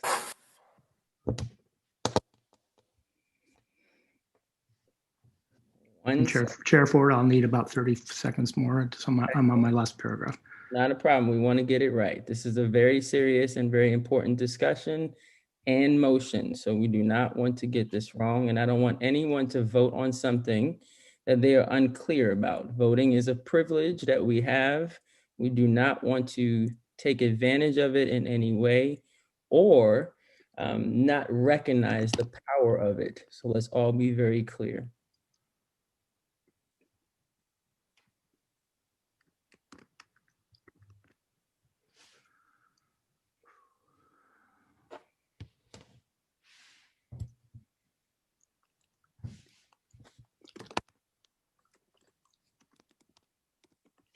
It's time to breathe. Maybe for you, I'm trying to. You're under pressure. Typing quicker. Okay, so yeah. I've taken the 3 paragraphs and I'm Chair Ford, with your permission, I will read the motion that has been amended twice for all board members to hear the intent of everything. Is that okay? Thank you. Okay, here I go. Remember, I'm the dyslexic board member. The motion has been amended twice to be implement a grade K1 elementary hybrid delivery model when employees working with grade K1 elementary school students have had the opportunity for both COVID-19 vaccine doses and after Clackamas County health metrics for returning to in-person instruction shall be below 200 cases per 100,000 for 2 consecutive weeks. Second paragraph, expand the elementary hybrid model to grades 2-3 when employees working with grade 2-3 elementary school students have had the opportunity for both COVID-19 vaccine doses and with Clackamas County still meeting the health metrics below 200 cases per 100,000 for returning to in-person instruction and approximately 2 weeks after implementing the K1 elementary hybrid delivery model. Grades 4 through 12 will remain in comprehensive distance learning. Last paragraph, begin the implementation of limited in-person instruction to all grades as long as the state health metrics for returning to in-person instruction continue to be below 200 per 100,000 for 2 consecutive weeks. Okay, thank you. That is the motion that is on the floor. It has also been amended twice to get to that and carried twice.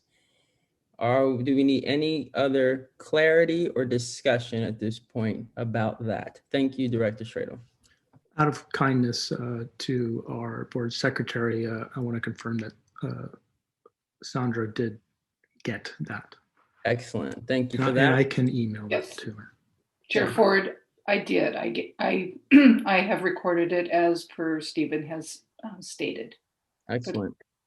Thank you, guys. I appreciate that. Director McVeigh. So based on the amended motion, limited instruction, which could include clubs and affinity groups, all those, no, it would be below 200 before that, and then also K1 hybrid below 200. Is that correct? That is how the motion is stated, yes. Okay. And when we surveyed families that overwhelmingly wanted hybrid model, did we tell them that we would be using state guidelines to guide us in our decision making? I just want clarity in your question. We surveyed elementary. Right. Okay. Yeah. Did we tell them that we'd be using OHA or state guidelines in our decision making process? Director Ford, well, you want me to take that question?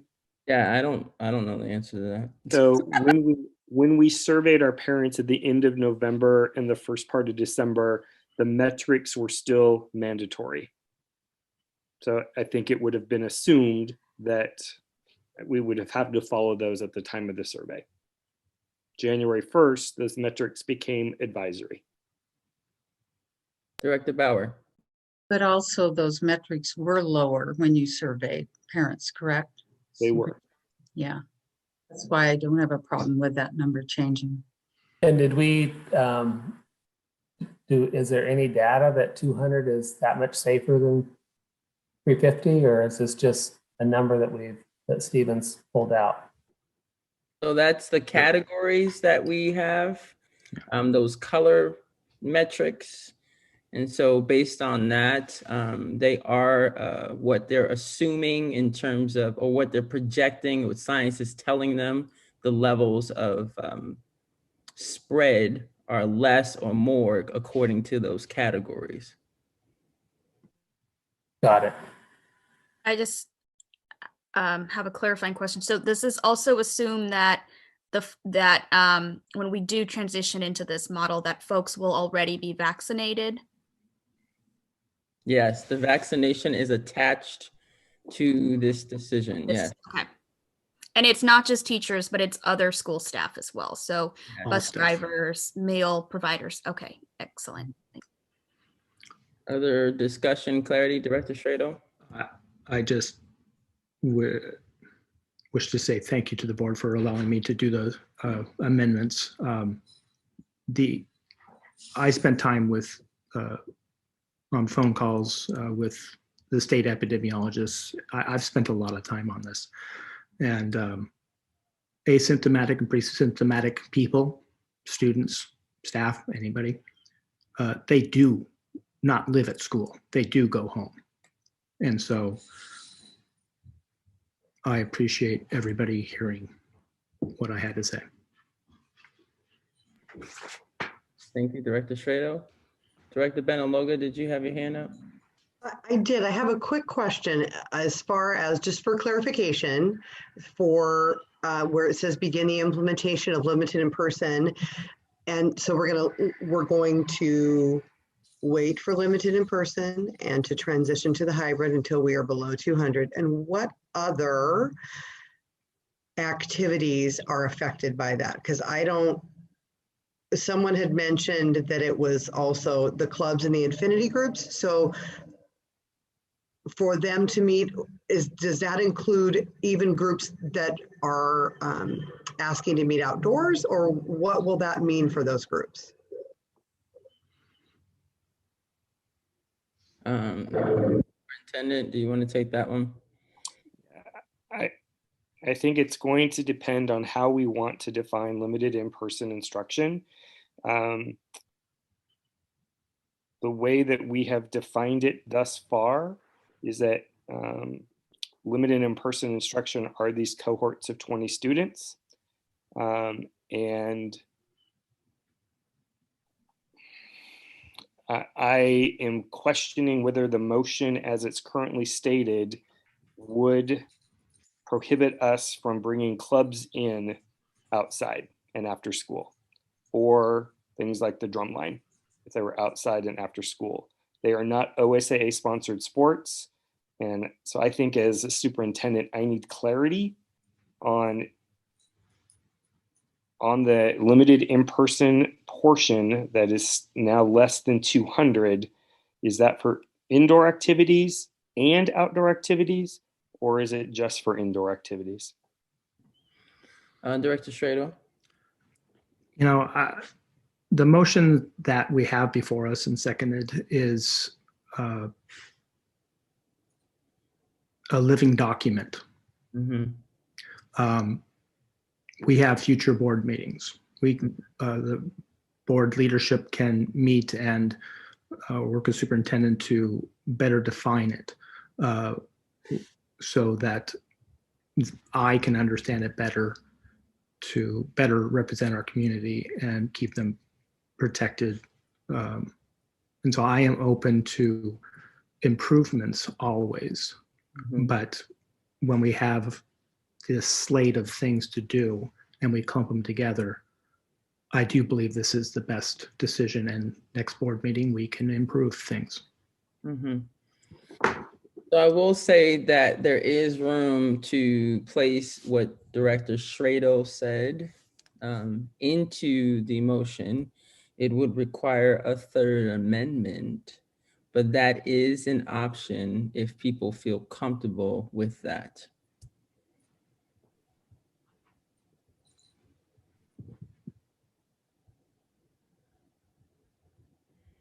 Director Bauer. So Chair Ford, are you saying that we would define the limited in person here with another amendment, or what were you suggesting? I'm not making a suggestion. I'm stating a fact of how to take what has been stated. If you're comfortable with what was stated, you can put it in writing by amending the fact that you want to have more clarity, or with clarity in the future, or whatever you want to say. You can put that in as an amendment in the motion. It is not our job to define what LIPI is. That is the job of the superintendent and his staff. But we can put in there with the understanding that district leadership will define LIPI and any other suggestions around it?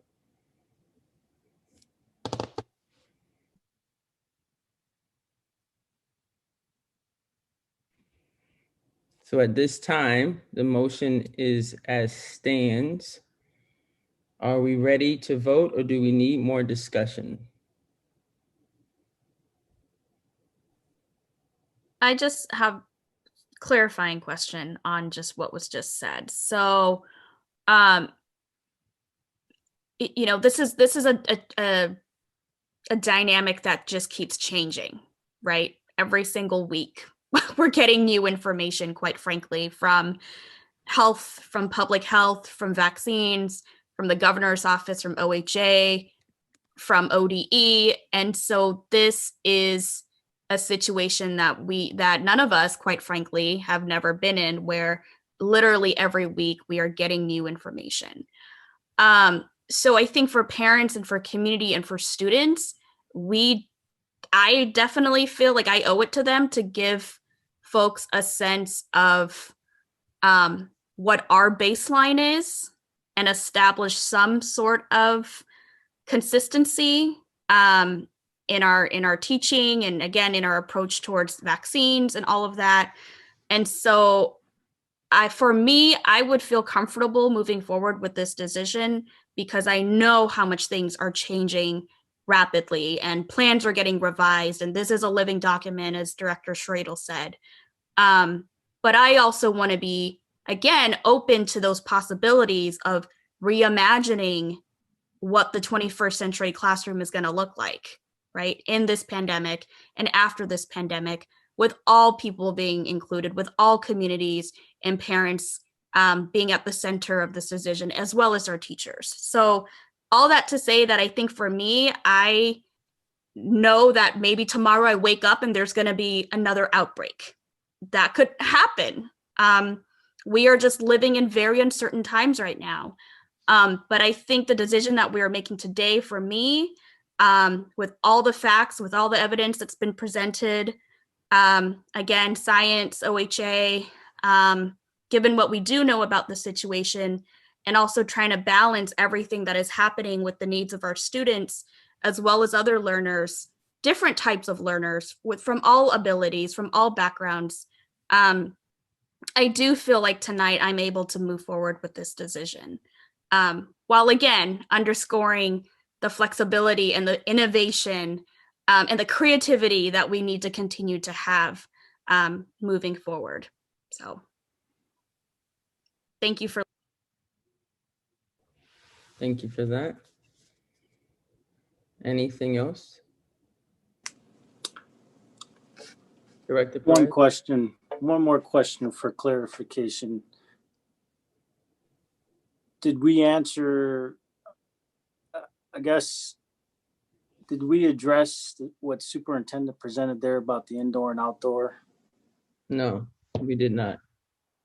Okay.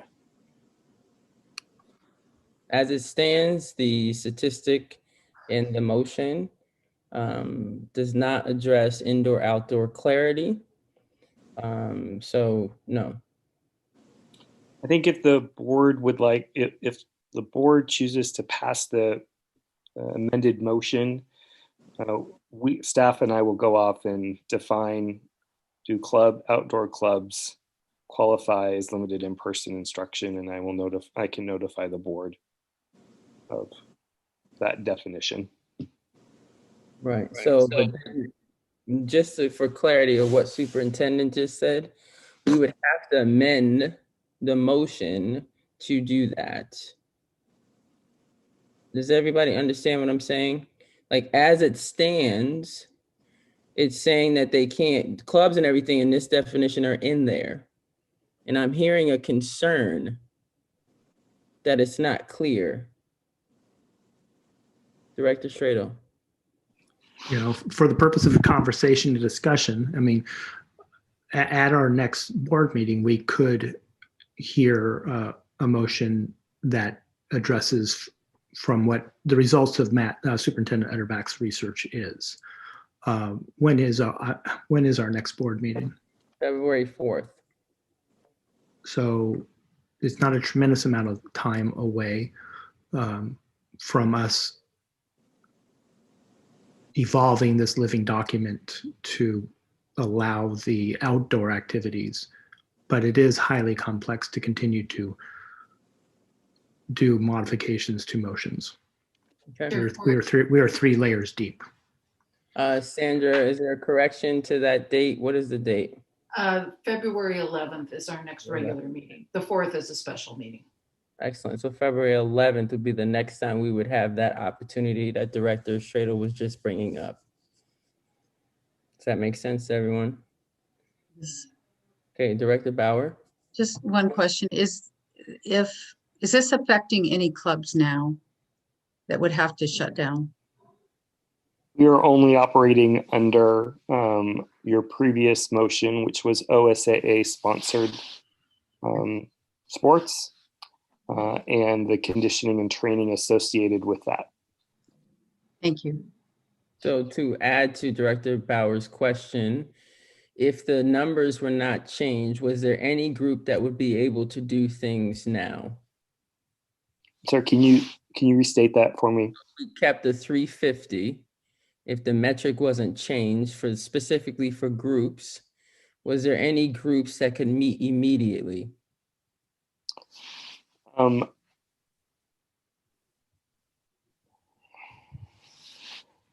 Under the motion under the original motion, the original recommendation that you the original recommendation, the way in which it was written, we believed we had the board's authority to begin bringing back additional clubs. Got it. And school activities. So the twice amended motion would then stop that ability. Yes, potentially. We're in the process, and we're not going to figure it out tonight. I think the question is, are after school activities like clubs, drum lines, those sorts of things, are they under the state's definition of LIPI? If they are, then this motion would say we can't start them until we're under 200 for 2 consecutive weeks. Okay. If they're not, I will come back. I will let the board know that. And if they're not, then I believe under this motion, the district has the authority to start those activities. Got it. But if they are, we would not start it until we're under 200, until we meet the criteria here that the amended motion. So I'm going to go back to my suggestion, which is to provide clarity on this motion with an amendment so that it doesn't hinder anything that is being prepared to happen. Am I being clear? Okay. I think I can. We're about to shut down something, y'all. I think I can do this. Chair Ford, if you allow me. Excellent. Please do.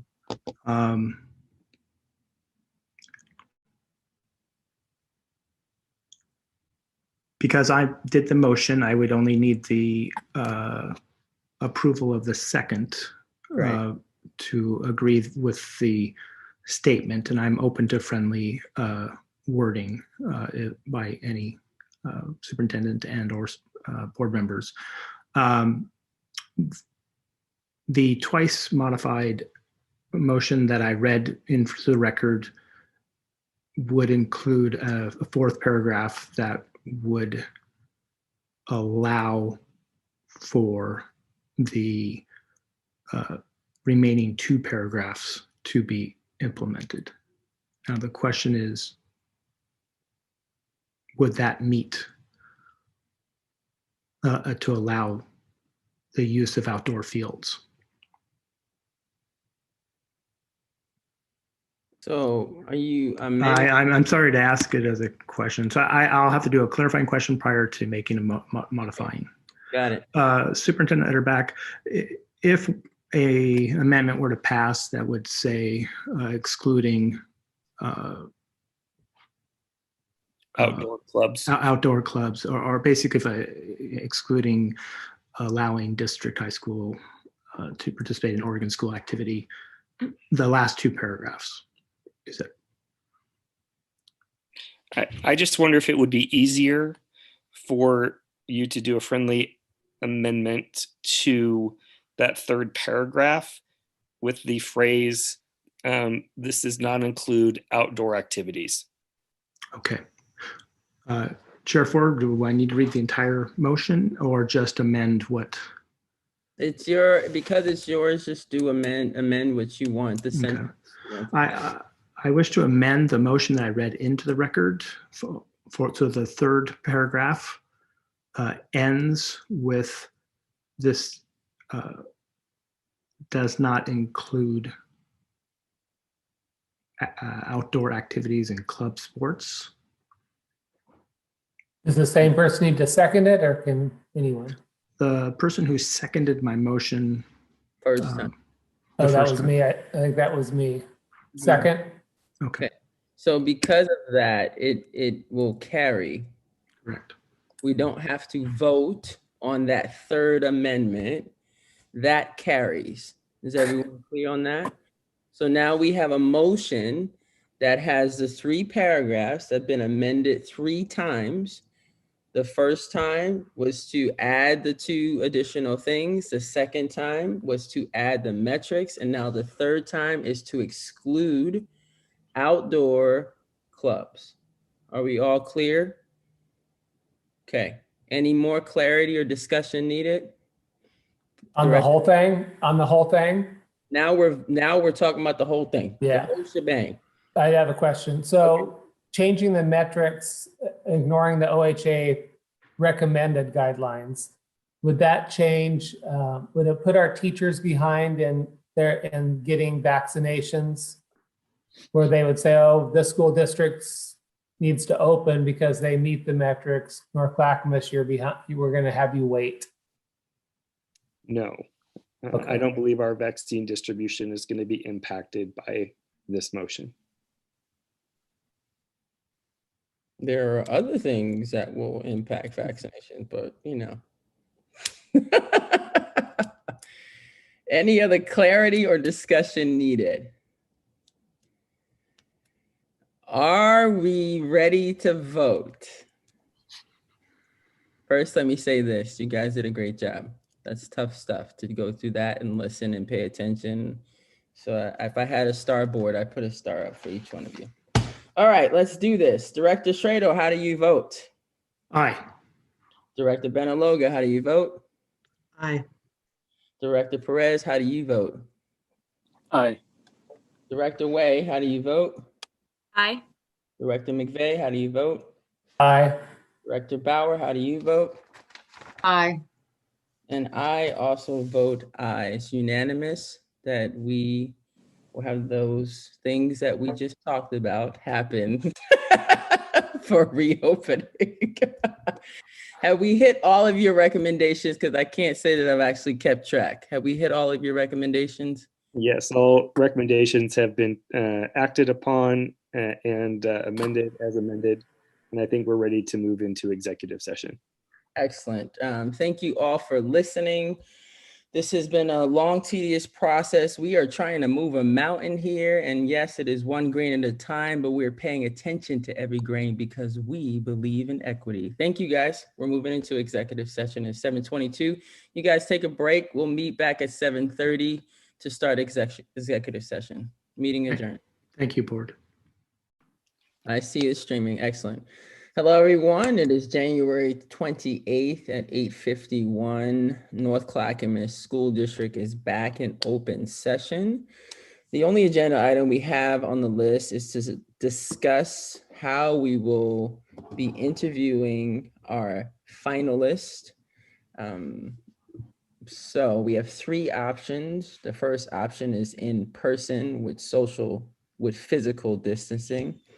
The second option is a kind of hybrid model. And then the last option is all virtual. So that is our decision that we must make. It is an action item. The floor is now open. For discussion or not, or recommendation? Either one. I just have some questions. Oh, I'm sorry, Tori. Would this be an all or none if 5 people wanted to do in person and 2 weren't comfortable with that? would be able to do a hybrid? I think that is what the hybrid includes. Am I correct, Superintendent or Mike? Who can answer that? Yes. Again, I mean, it's certainly up to the board, but based on our previous discussion on our first agenda item tonight, and we're not forcing people to come in to an environment that they don't necessarily think is safe. Yeah. I thought the hybrid meant us in person, community, virtual. So that's why I was clarifying. So, yeah. So hybrid means us making a choice as individuals, individual board members, to be there or to be in virtual setting. Chair Ford, Yes. just want to clarify that the community, it will be virtual. Those are all virtual. This is just an executive session interview with the candidates in person. Mm-hmm. Director Way. I actually got my question answered just now, so thanks. Mike Collins, I saw that you had your hand up. Is there something you want to clarify with us? No, you just took care of it because it was the hybrid is possibly two ways. One is their decision on one way or another, and the second one was the community is virtual, and if they're willing and you choose and you're allowed to, they could be in person for you, socially distanced, etc. Yeah, good. Thank you for that clarity. We also have the other entity of this is the individual being interviewed, and they also in the hybrid model get to make that choice of being in person or not. Other questions? I think my only concern, Chair Ford, is, and this is just not being able to see facial expressions. Even though I think it's really important, and I'm really on the fence, I don't know, because I do believe it's important to meet in person, even though it would be physically distanced. I do have a concern about us wearing masks, and then, of course, the candidates wearing masks and just not being able to see their facial expressions and possibly not being able to hear them or understand them very clearly. That's my only concern. That's a great point. I didn't think Also, yeah, Way. also how would masks work? Sorry. 1 second. I saw Director Bauer first. Go ahead. No, I was going to say the same thing. I hadn't thought of that. But also I'm a little worried about asking someone to travel during a pandemic. I would love to see them in person. I think that's important. And this is such a big thing that we're doing for our community. I would love to meet them in person. And I thought, oh yeah, sure. But I can't ask someone to, if they got sick, then there's some liability, I would think, involved. It's a big ask. Am I wrong? Oh, I don't know. Is that a rhetorical question? Yeah. Okay. Director Way. Sorry, just to piggyback off of what Director Benalogo was saying with the masks. So hypothetically, if we do ask them to come in physically for this, what is the safety protocol? Will they be, I'm assuming they'll be distanced at a safe level, and will they be wearing the mask or not wearing the mask? I can probably take that question. If they were to come out for their first kind of 8 interviews, we would place them in an office isolated, and they would do all 8 of those community interviews online. And then for the board interview would be conducted in the boardroom, physically distant, with mask, and that would be their only really interaction in the district in a in-person environment. So for clarity, the only people that would interact with them would be the board. Mm-hmm. Okay. In person, yes. Correct. That changes my thought. But if they're traveling, they would be possibly in contact with many people. Oh, you mean just in virtue of being in the plane? Yeah, but the only people that they would be in contact with for the interview process would be the board members in the in-person version. Okay. Thank you, Gina, for bringing that point, because I didn't think about masks. But that social distancing or physical will be fine. But. Other comments or questions?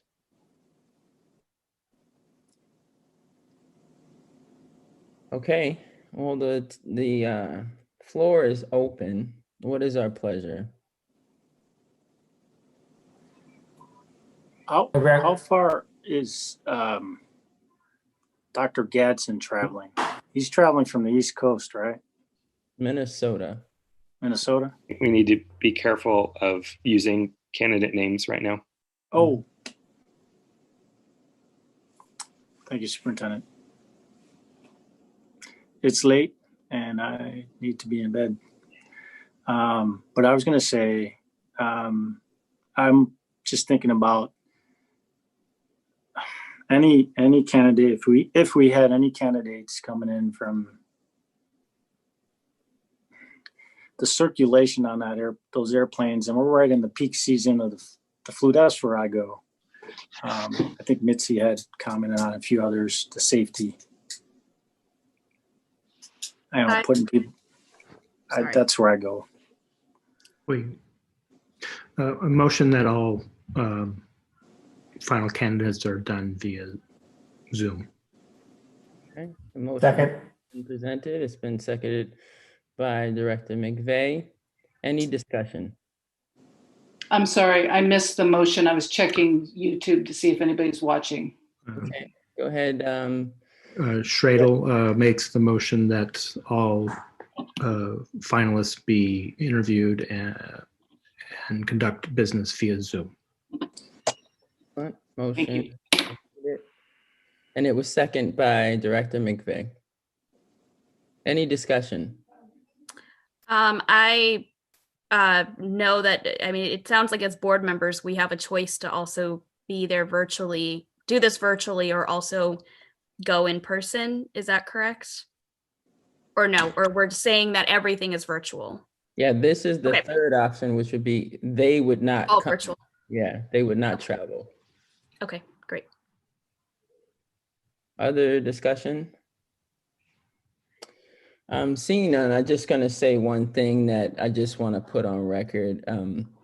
This is an extremely important decision, and I know that as board, we all have our own opinions and our own situations and things like that. But I do want to make a statement about my specific situation because it's something that we need to consider across the district. I'm a single parent, and so to put myself in harm's way is a very challenging decision for me. I definitely take this decision very seriously and my responsibility to it very seriously, but to show up means life or death and a change for my children that none of you would ever be able to repair for them. So I just wanted to say that out loud because it's definitely a tough thing for someone where there's no one else for kids to go. All right, let's vote on this. I will do a round robin. Director McVeigh, how do you vote? Aye. Excellent. Director Way? Aye. Director Bauer? Aye. Director Benaloga? Aye. Director Perez? Aye. Director Schradel? Aye. And I am also an aye. All right, well, Mike, you got it. We are doing virtual interviews with our last three candidates.